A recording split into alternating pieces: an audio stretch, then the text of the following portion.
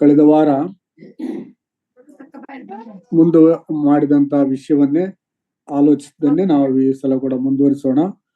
ಏನಂತ ಹೇಳಿದ್ರೆ ಮತ್ತಾಯನ ಬರೆದ ಸುವಾರ್ತೆ 28ನೇ ಅಧ್ಯಾಯದಲ್ಲಿ ನಮ್ಮ ಕರ್ತನಾದ ಯೇಸು ಕ್ರಿಸ್ತನು ತಂದೆಯಿಂದ ಕೊಟ್ಟಂತ ಕೆಲಸವನ್ನ ಮಾಡಿ ಮುಗಿಸಿ ಪರಲೋಕಕ್ಕೆ ತಂದೆಯ ಬಳಿಗೆ ಏರಿ ಹೋಗುವ ಮೊದಲು ತನ್ನ ಜೊತೆಯಲ್ಲಿದ್ದಂತಹ 12 ಜನ ಶಿಷ್ಯರನ್ನು ಆತನು ಒತ್ತಟ್ಟಿಗೆ ಕರೆದು ಅವರಿಗೆ ಈ ಒಂದು ಮಾತುಗಳನ್ನು ಹೇಳಿ ಪರಲೋಕಕ್ಕೆ ಏರಿ ಹೋಗ್ತಾನೆ. ಆತನು ಕೊಟ್ಟ ಆಜ್ಞೆಗಳು 28ನೇ ಅಧ್ಯಾಯ 18 ಮತ್ತು 20ನೇ ವಚನದಲ್ಲಿ, ಆಗ ಯೇಸು ಹತ್ತಿರಕ್ಕೆ ಬಂದು, ಪರಲೋಕದಲ್ಲಿಯೂ ಭೂಲೋಕದಲ್ಲಿಯೂ ಎಲ್ಲಾ ಅಧಿಕಾರ ನನಗೆ ಕೊಡಲ್ಪಟ್ಟಿದೆ. ಆದುದರಿಂದ ನೀವು ಹೊರಟು ಹೋಗಿ ಎಲ್ಲಾ ದೇಶಗಳ ಜನರನ್ನು ಶಿಷ್ಯರನ್ನಾಗಿ ಮಾಡ್ರಿ. ಅವರಿಗೆ ತಂದೆಯ, ಮಗನ, ಪವಿತ್ರಾತ್ಮನ ಹೆಸರಿನಲ್ಲಿ ದೀಕ್ಷಾ ಸ್ನಾನ ಮಾಡಿಸಿರಿ. ನಾನು ನಿಮಗೆ ಆಜ್ಞಾಪಿಸಿದ್ದನ್ನೆಲ್ಲ ಕಾಪಾಡಿಕೊಳ್ಳುವುದಕ್ಕೆ ಅವರಿಗೆ ಉಪದೇಶ ಮಾಡ್ರಿ. ನೋಡಿರಿ, ನಾನು ಯುಗದ ಸಮಾಪ್ತಿವರೆಗೂ ಎಲ್ಲಾ ದಿವಸ ನಿಮ್ಮ ಸಂಗಡ ಇರುತ್ತೇನೆ. ಸೊ ಇದನ್ನ ನಾವು ಹೋದ್ಸಲ ಆಲೋಚನೆ ಮಾಡುವಾಗ ಇದು ಯೇಸು ಸ್ವಾಮಿ ತನ್ನ ಶಿಷ್ಯರಿಗೆ ಕೊಟ್ಟಂತ ಆಜ್ಞೆ. ಇದಕ್ಕೆ ಇಂಗ್ಲಿಷ್ ಅಲ್ಲಿ ಗ್ರೇಟ್ ಕಮಿಷನ್ ಅಂತ ಹೇಳ್ತಾರೆ, ಮಹಾನ್ ನಿಯೋಗ. ಸೊ ಇದರ ಯೇಸು ಬಂದಂತ ಉದ್ದೇಶ ಮತ್ತು ಸಭೆಯು ಮಾಡಬೇಕಾದದ್ದು ಸಂಪೂರ್ಣವಾದಂತ ತಿರುಳು ಈ ವಚನಗಳಲ್ಲಿ ನಾವು ನೋಡ್ತೇವೆ.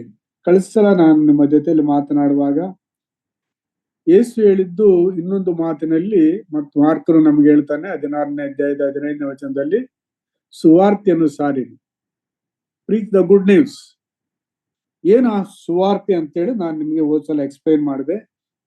ಅದು ಸುವಾರ್ತೆ ಅಂದರೆ ಯೇಸುವಿನ ವಿಷಯನೇ. ಯೋಹಾನ 3:16 ಪ್ರಕಾರ ದೇವರು ಲೋಕದ ಮೇಲೆ ಎಷ್ಟೋ ಪ್ರೀತಿಯನ್ನಿಟ್ಟು ತನ್ನೊಬ್ಬನೇ ಮಗನನ್ನು ಕೊಟ್ಟನು, ಆತನನ್ನು ನಂಬುವ ಒಬ್ಬನಾದರೂ ನಾಶವಾಗದೆ ಎಲ್ಲರೂ ನಿತ್ಯ ಜೀವ ಪಡೆಯಬೇಕು. That is the good news. So ಕೊರಿಂಥದವರಿಗೆ ಬರೆಯುವಾಗ 15ನೇ ಅಧ್ಯಾಯದಲ್ಲಿ 3ನೇ ವಚನದಲ್ಲಿ, 1ನೇ ಕೊರಿಂಥ 15ನೇ ಅಧ್ಯಾಯದ 3ನೇ ವಚನದಲ್ಲಿ ಹೇಳ್ತಾನೆ, ಶಾಸ್ತ್ರದ ಪ್ರಕಾರ ಯೇಸುವು ಸತ್ತನು, ಉಣಲ್ಪಟ್ಟನು, 3ನೇ ದಿವಸದಲ್ಲಿ ಎದ್ದು ಬಂದನು. So good news. What is the good news? Jesus Christ is the good news. Yesu ಕ್ರಿಸ್ತನೇ ನಿಜವಾದಂತ ಸುವಾರ್ತೆ. ದೇವಕುಮಾರನಾಗಿದ್ದಂಥವನು ಮಾನವರ ಬಿಡುಗಡೆಗೋಸ್ಕರ ಮಾನವತಾರ ಎತ್ತಿ ಈ ಲೋಕಕ್ಕೆ ಬಂದನು. ಆತನು ಶಿಲುಬೆ ಮೇಲೆ ನಮ್ಮೆಲ್ಲರ ಪಾಪ ಅಪರಾಧಗಳ ನಿಮಿತ್ತವಾಗಿ ಆತನು ಕ್ರೂಜಿತನಾದನು, ಪ್ರಾಣ ಕೊಟ್ಟನು, ರಕ್ತವನ್ನು ಸುರಿಸಿದನು ಮತ್ತು ಸತ್ತ 3ನೇ ದಿವಸ ಎದ್ದು ಬಂದನು. ಯಾರು ಆತನಲ್ಲಿ ನಂಬಿಕೆ ಇಡುತ್ತಾರೋ, ಅಂದರೆ ಯೇಸು ನನ್ನ ಪಾಪಗಳಿಗೋಸ್ಕರವಾಗಿ ಶಿಲುಬೆಯಲ್ಲಿ ಯಜ್ಞವಾಗಿದ್ದಾನೆ, ಆತನನ್ನು ನಾನು ಪಶ್ಚಾತ್ತಾಪದಿಂದ ನನ್ನ ಪಾಪಗಳಿಗೋಸ್ಕರವಾಗಿ ಅಂಗೀಕರಿಸುವುದಾಗಿದ್ದರೆ ಆತನಲ್ಲಿ ನನಗೆ ಪಾಪ ಪರಿಹಾರದೆಂಬುದಾಗಿ ಯಾರು ನಂಬುತ್ತಾರೋ, ಇದೇ ಸುವಾರ್ತೆ. ಈ ವಾರ್ತೆಯನ್ನು ಕೇಳಿ ನಂಬುವಂತವರು ರಕ್ಷಣೆ ಹೊಂದುತ್ತಾರೆ ಎಂಬುದಾಗಿ ನಾವು ಯೋಹಾನ 3ನೇ ಅಧ್ಯಾಯ 16ನೇ ವಚನದಲ್ಲಿಯೂ ಮತ್ತು ಯೋಹಾನ ಬರೆದ ಸುವಾರ್ತೆ 5ನೇ ಅಧ್ಯಾಯ 24ರಲ್ಲಿ ನೋಡ್ತೀವಿ. ನಿಮಗೆ ನಿಜ ನಿಜವಾಗಿ ಹೇಳುತ್ತೇನೆ, ಯೇಸು ಸ್ವಾಮಿ ಹೇಳಿದ್ದು, ಯಾವನಾದರೂ ನನ್ನ ವಾಕ್ಯವನ್ನು ಕೇಳಿ, ಅಂದರೆ ನಾನು ಮಾನವರಿಗೋಸ್ಕರವಾಗಿ ಮಾಡಿದ ರಕ್ಷಣಾ ಕಾರ್ಯವನ್ನ ಕೇಳಿ ತಂದೆಯು ನನ್ನನ್ನು ಕಳಿಸಿದ್ದಾನಂತೇಳಿ ನಂಬುವುದಾಗಿದ್ದರೆ ಅವನಿಗೆ ರಕ್ಷಣೆ ಆಗ್ತದೆ. ಅವನು ತೀರ್ಪಿಗೆ ಗುರಿ ಆಗುವುದಿಲ್ಲ, ಮರಣದಿಂದ ಪಾರಾಗಿ ಜೀವಕ್ಕೆ ಸೇರಿದ್ದಾನಂತೇಳಿ ನಮ್ಮ ಕರ್ತನಾದ ಯೇಸು ಸ್ವಾಮಿ ಇದನ್ನ ನಮಗೆ ಸ್ಪಷ್ಟೀಕರಿಸಿದ್ದಾನೆ. ಮತ್ತು ಈ ಪೌಲ್ ಹೇಳ್ತಾನೆ, ಈ ಸುವಾರ್ತೆ ಸಾರಲೇಬೇಕೆಂಬಂತ ನಿರ್ಬಂಧ ನನಗುಂಟು. ಯಾಕಂತ ಹೇಳಿದ್ರೆ ಇದನ್ನು ಜನರು ಕೇಳಿಸಿಕೊಳ್ಳದಿದ್ದರೆ ನಂಬಲಿಕ್ಕೆ ಆಗುವುದಿಲ್ಲ. ನಂಬದಿದ್ದರೆ ಅವರು ರಕ್ಷಣೆ ಹೊಂದಲಾರರು. ರಕ್ಷಣೆ ಹೊಂದಿದ್ದರೆ ಅವರು ನರಕ ಪಾತ್ರರಾಗ್ತಾರೆ. ಆದ್ರಿಂದ ಈ ಸುವಾರ್ತೆ ಸಾರಲೇಬೇಕೆಂಬಂತ ನಿರ್ಬಂಧ ನನ್ನ ಮೇಲಿದೆ. ನಾನು ಇದರಿಂದ ತಪ್ಪಿಸಿಕೊಳ್ಳುವುದಕ್ಕಾಗುವುದಿಲ್ಲ. ಯಾಕಂತ ಹೇಳಿದ್ರೆ ಸೊ ಇದು ಜನರಿಗೆ ಪಾಪಗಳಿಂದ ಪರಿಹಾರ ಮಾಡ್ತದೆ. ಅದಕ್ಕೋಸ್ಕರ ನಾನು ಈ ಕ್ರಿಸ್ತನಿಂದ ಕ್ರಯಕ್ಕೆ ಕೊಳ್ಳಲ್ಪಟ್ಟಿದ್ದೇನೆ ಈ ಕಾರ್ಯ ಮಾಡುವುದಕ್ಕಾಗಿ. ಸೊ ಸಾರದಿದ್ದರೆ ನನ್ನ ಗತಿಯನ್ನು ಏನು ಹೇಳಲಿ ಅಂತೇಳಿ ಪೌಲ್ ಹೇಳ್ತಾನೆ. ಮತ್ತು ಯೇಸು ಸ್ವಾಮಿಯು ಕೂಡ ಯೋಹಾನ ಬರೆದ ಸುವಾರ್ತೆ 13ನೇ ಅಧ್ಯಾಯದಲ್ಲಿ ಆತನು 15ನೇ ಅಧ್ಯಾಯ 16ನೇ ವಚನ, ಯೋಹಾನ ಬರೆದ ಸುವಾರ್ತೆ 15ನೇ ಅಧ್ಯಾಯ 16ನೇ ವಚನದಲ್ಲಿ, ನಾನು ನಿಮ್ಮನ್ನು ಆರಿಸಿ ತೆಗೆದುಕೊಂಡಿದ್ದೇನೆ, ಸೊ ನೀವು ಹೊರಟು ಹೋಗಬೇಕು, ಫಲ ಕೊಡಬೇಕು, ಮತ್ತು ನೀವು ಕೊಡುವಂತ ಫಲ ನಿಲ್ಲುವಂತದ್ದಾರು. So we have been called, you have been purchased, you have been appointed. ನಾವು ಅದಕ್ಕಾಗಿ ಕರೆಯಲ್ಪಟ್ಟಿದ್ದೇವೆ, ಅದಕ್ಕಾಗಿ ಆತನಿಂದ ನಾವು ನೇಮಕ ಮಾಡಿದ್ದೇವೆ. ಸೊ ಇದು ಸಾರಲೇಬೇಕು ಸುವಾರ್ತೆ. ಸುವಾರ್ತೆ ಸಾರದಿದ್ದರೆ ನನ್ನ ಗತಿಯನ್ನು ಏನು ಹೇಳಲಿ ಅಂತೇಳಿ ಪೌಲ್ ಹೇಳ್ತಾನೆ. ಈ ವಿಷಯಗಳನ್ನ ಈ ವಚನಗಳ ಆಧಾರದ ಮೇಲೆ ಯೇಸು ನಮಗೆ ಕೊಟ್ಟಂತ ಮಹಾ ನಿಯೋಗ ಅಥವಾ ಮಹಾ ಆಜ್ಞೆ, ಹೋಗಿರಿ, ಲೋಕದ ಎಲ್ಲಾ ಕಡೆಗೆ ಎಲ್ಲಾ ದೇಶಗಳ ಜನರನ್ನು ಶಿಷ್ಯರನ್ನಾಗಿ ಮಾಡ್ರಿ ಎಂಬುದಾಗಿ ನಾನು ನಿಮ್ಮ ಜೊತೆಯಲ್ಲಿ ಹೇಳ್ತಾ ಇದ್ದೇನೆ. ಇವತ್ತು ಈ ವಚನ 18ರಿಂದ 20ರಲ್ಲಿ 6 ಪ್ರಮುಖವಾದಂತ ಅಂಶಗಳಿದೆ ಎಂಬುದನ್ನ ನಾನು ನಿಮ್ಮ ಜೊತೆಯಲ್ಲಿ ಹೇಳ್ತೀನಿ. ಆಮೇಲೆ ಅದರ ಪ್ರಾಮುಖ್ಯತೆಯನ್ನು ನೋಡೋಣ, ಅದರ 1 ಅಥವಾ 2ರ ಪ್ರಾಮುಖ್ಯತೆಯನ್ನು ನೋಡೋಣ. ಮೊದಲನೇದಾಗಿ ಯೇಸು ಸ್ವಾಮಿ ಹೇಳ್ತಾ ಇದ್ದಾನೆ, ಮೃತ್ಯುಂಜಯನಾಗಿ ಎದ್ದು ಬಂದ ಮೇಲೆ, ಅಂದ್ರೆ ತಂದೆಯು ಕೊಟ್ಟ ಕಾರ್ಯವನ್ನ ಆತನ ಚಿತ್ತಾನುಸಾರವಾಗಿ ಮಾಡಿದ. ಇದು ಬಹಳ ಇಂಪಾರ್ಟೆಂಟ್.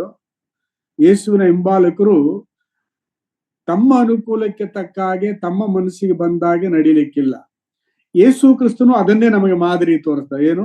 ತಂದೆಯು ನನ್ನನ್ನು ಕಳಿಸಿದ್ದ. ನೀವು ಯೋಹಾನ ಬರೆದ ಸುವಾರ್ತೆಯಲ್ಲಿ ಓದುವಾಗ ಬಹಳ ಸ್ಪಷ್ಟವಾಗಿ ಯೇಸು ಹೇಳ್ತಾನೆ, ನನ್ನ ಚಿತ್ತ ಮಾಡ್ಲಿಕ್ಕೆ ಬರ್ಲಿಲ್ಲ, ನನ್ ಬಿಸಿನೆಸ್ ಮಾಡ್ಲಿಕ್ಕೆ ಬರ್ಲಿಲ್ಲ, ಆದರೆ ನನ್ನನ್ನು ಕಳಿಸಿದ ತಂದೆಯ ಚಿತ್ತವನ್ನು ಮಾಡ್ಬೇಕು. ಸೊ ಆದ್ರಿಂದ ಪ್ರತಿಯೊಬ್ಬ ಸೇವಕರುಗಳು, ಪ್ರತಿಯೊಬ್ಬ ವಿಶ್ವಾಸಿ ಗಮನಿಸಬೇಕಾದದ್ದು ಏನಂತ ಹೇಳಿದ್ರೆ, ನಾವು ಕ್ರಯಕ್ಕೆ ಕೊಳ್ಳಲ್ಪಟ್ಟವರು, ನಾವು ಆತನ ಆಳುಗಳು, ಆತನು ಕೊಟ್ಟ ಕೆಲಸ ಮಾಡೋದೇ ನಮ್ಮ ಕೆಲಸ. ಸೊ ಯೇಸು ಸ್ವಾಮಿ ಹೇಳ್ತಾ ಇದ್ದಾನೆ, ಇದನ್ನು ಮಾಡಿ ಮುಗಿಸಿದಂತೆ ಯೇಸು ಕ್ರಿಸ್ತನು ತಂದೆಯ ಚಿತ್ತವನ್ನು ನೆರವೇರಿದ ಆತನ ಶಿಷ್ಯರಿಗೆ ಹೇಳುವುದು ಅಂತ ಹೇಳಿದ್ರೆ 18ನೇ ವಚನ, ಪರಲೋಕದಲ್ಲಿಯೂ ಭೂಲೋಕದಲ್ಲಿಯೂ ಎಲ್ಲಾ ಅಧಿಕಾರವು ನನಗೆ ಕೊಡಲ್ಪಟ್ಟಿದೆ. ಸೊ ಎಲ್ಲಾ ಅಧಿಕಾರ, ಈತನು ಸರ್ವಭೌಮನು. ತಾನು ಶಿಲುಬೆಯ ಮರಣವನ್ನು ಹೊಂದಿ ಪುನರುತ್ಥಾನವಾದ ಮೇಲೆ ಭೂಲೋಕದ ಅಧಿಕಾರವು ಆತನಿಗೆ ಕೊಡಲ್ಪಟ್ಟಿತು. ಇಲ್ಲಿಯವರೆಗೂ ವೇದ ಪಂಡಿತರ ಪ್ರಕಾರವಾಗಿ ಈ ಭೂಮಿಯನ್ನು ಆಳುತ್ತಿದ್ದಂತ ಅಧಿಪತಿ, ಸ್ವಾಧೀನದಲ್ಲಿದ್ದುಕೊಂಡಂತ ಅಧಿಪತಿ, ಇದರ ಒಡೆಯನಾಗಿ ಕಾರ್ಯ ತತ್ಪರ ಮಾಡುತ್ತಿದ್ದಂಥವನು ಸೈತಾನ್, ಈ ಲೋಕಾಧಿಪತಿ. ಯಾವ ಅಧಿಕಾರವನ್ನು ದೇವರು ಆದಮನಿಗೆ ಅದನ್ನು ಕೊಟ್ಟನೋ, ನೀನು ಭೂಮಿಯನ್ನು ವಶಪಡಿಸಿಕೊಳ್ಳಬೇಕು, ಅದನ್ನು ಆಳಬೇಕು ಎಂಬುದಾಗಿ ಆದಮನಿಗೆ ಈ ಲೋಕವನ್ನುಂಟು ಮಾಡಿ ಅಧಿಕಾರವನ್ನು, ಭೂಮಿ ಅಧಿಕಾರವನ್ನು ವಹಿಸಿಕೊಟ್ಟನೋ, ಆದರೆ ಆದಮನು ಪಾಪ ಮಾಡಿದ್ದರಿಂದ ಸೈತಾನು ಆದಮನ ಮೇಲೆ ಆಕ್ರಮಣ ಮಾಡಿ ಅದನ್ನು ಕಸಿಕೊಂಡನು. ಸೊ ಆ ಪಾಪದಿಂದ ಆದಮನು ಕಳೆದುಕೊಂಡಿದ್ದನ್ನ ಯೇಸು ಕ್ರಿಸ್ತನು ಆ ಪಾಪವನ್ನು ಜಯಿಸಿ ಪಾಪದ ಮೇಲೆ ಅಧಿಕಾರ ನಡೆಸುತ್ತಿದ್ದಂತ ಸೈತಾನನ ತಲೆಯನ್ನು ಜಜ್ಜಿ ಈಗ ಅದರ ಸಂಪೂರ್ಣ ಅಧಿಕಾರವನ್ನ ಆತನು ವಶಪಡಿಸಿಕೊಂಡನು. ಆದ್ದರಿಂದಲೇ ಕೊರಿಂಥದವರಿಗೆ ಬರೆದ 1ನೇ ಪತ್ರದಲ್ಲಿ 15ನೇ ಅಧ್ಯಾಯದ ಮರಣವೇ ನಿನ್ನ ವಿಷದ ಕೊಂಡಿಯಲ್ಲಿ, ನಿನ್ನ ಜಯವೆಲ್ಲಿ ಅಂತೇಳಿ ಪೌಲನು ನಮಗೆ ತೋರಿಸ್ತಾನೆ. ಸೊ ಯೇಸು ಕ್ರಿಸ್ತನು ಶಿಲುಬೆಯ ಮರಣದಲ್ಲಿ ಸೈತಾನನನ್ನು ಸಂಪೂರ್ಣವಾಗಿ ಜಯಿಸಿದ್ದರಿಂದ, ಪಾಪದ ಮೇಲೆ ಜಯ ಹೊಂದಿದ್ದರಿಂದ ಈಗ ಆತನು ಸರ್ವಾಧಿಕಾರವನ್ನ ಭೂಮಿ ಮೇಲೆ ಸರ್ವಾಧಿಕಾರವನ್ನು ತಾನು ಪಡೆದುಕೊಂಡನು. ಆತನು ಶಿಲುಬೆ ಮೇಲೆ ಮರಣ ಹೊಂದುವುದರ ಮೂಲಕವಾಗಿ ಕೂಡ ಪರಲೋಕದಲ್ಲಿ ಕೂಡ ಸಂಪೂರ್ಣವಾದಂತ ಅಧಿಕಾರ ಕರ್ತನಾದ ಯೇಸು ಕ್ರಿಸ್ತನಿಗೆ ಕೊಡಲ್ಪಟ್ಟಿದ್ದರಿಂದ ಆತನು ಈ ಮಾತನ್ನಲ್ಲಿ ಹೇಳ್ತಾ ಇದ್ದಾನೆ. ಪರಲೋಕದಲ್ಲಿ ಭೂಲೋಕದಲ್ಲಿ ಎಲ್ಲಾ ಅಧಿಕಾರ, no authority is above him. Yesu ಕ್ರಿಸ್ತನ ಗಿಂತಲೂ ಮಿಗಿಲಾದ ಅಧಿಕಾರ ಈ ಭೂಮಿಯಲ್ಲಿ ಪರಲೋಕದಲ್ಲಿ ಇಲ್ಲ ಎಂಬುದನ್ನು ಯೇಸು ಸ್ವಾಮಿ ಸ್ಪಷ್ಟೀಕರಿಸುತ್ತಾ ಆತನು ಹೇಳಿದೆ ಅಂತ ಹೇಳಿದ್ರೆ, ಆದುದರಿಂದ ದೇರ್ ಫೋರ್, ನನಗೆ ಪೂರ್ಣ ಅಧಿಕಾರ ಸರ್ವಾಧಿಕಾರ ಇರುವುದರಿಂದ ನೀವು ಹೊರಟು ಹೋಗಿ ಎಲ್ಲಾ ದೇಶಗಳ ಜನರನ್ನು ಶಿಷ್ಯರನ್ನಾಗಿ ಮಾಡಿ. ಸರ್ವಾಧಿಕಾರ ಯೇಸು ಕ್ರಿಸ್ತನದನ್ನ ಪಾಯಿಂಟ್ ನಂಬರ್ 1. ಪಾಯಿಂಟ್ ನಂಬರ್ 2, ಎರಡನೇ, ನೀವು ಹೊರಟು ಹೋಗಿ, go into the world, go into the nations. So ನೀವು ಹೊರಟು ಹೋಗಬೇಕು. ಮೂರನೇ ಪಾಯಿಂಟ್, ಎಲ್ಲಾ ದೇಶಗಳ ಜನರನ್ನು ಶಿಷ್ಯರನ್ನಾಗಿ ಮಾಡ್ರಿ. Make the disciples of all Nations. ಎಲ್ಲಾ ಅಧಿಕಾರ ನನಗಿದೆ, ನೀವು ಹೊರಟು ಹೋಗಿರಿ, ಎಲ್ಲಾ ದೇಶಗಳ ಜನರನ್ನ ಶಿಷ್ಯರನ್ನಾಗಿ ಮಾಡ್ರಿ. Make the disciples of all Nations. ಅವರಿಗೆ ತಂದೆ ಮಗ ಪರಿಶುದ್ಧಾತ್ಮನ ಹೆಸರಲ್ಲಿ ದೀಕ್ಷಾ ಸ್ನಾನ ಮಾಡಿಸ್ರಿ. ಪಾಯಿಂಟ್ ನಂಬರ್ 4, ಅವರಿಗೆ ತಂದೆ ಮಗ ಪರಿಶುದ್ಧಾತ್ಮನ ಹೆಸರಿನಲ್ಲಿ ದೀಕ್ಷಾ ಸ್ನಾನ ಮಾಡ್ರಿ. 5ನೇದು, ನಾನು ನಿಮಗೆ ಆಜ್ಞಾಪಿಸಿದ್ದನ್ನೆಲ್ಲ ಕಾಪಾಡಿಕೊಳ್ಳುವುದಕ್ಕೆ ಅವರಿಗೆ ಉಪದೇಶ ಮಾಡ್ರಿ. ನಾನು ನಿಮಗೆ ಆಜ್ಞಾಪಿಸಿದ್ದನ್ನೆಲ್ಲ ಕಾಪಾಡಿಕೊಳ್ಳುವುದಕ್ಕೆ ಅವ್ರಿಗೆ ಉಪದೇಶ ಮಾಡ್ರಿ. Point number 5. ಪಾಯಿಂಟ್ ನಂಬರ್ 6, 6ನೇ ವಿಷಯ, ನೋಡಿರಿ ನಾನು ಯುಗದ ಸಮಾಪ್ತಿಯವರೆಗೂ ಎಲ್ಲಾ ದಿವಸ ನಿಮ್ಮ ಸಂಗಡ ಇರುತ್ತೇನೆ.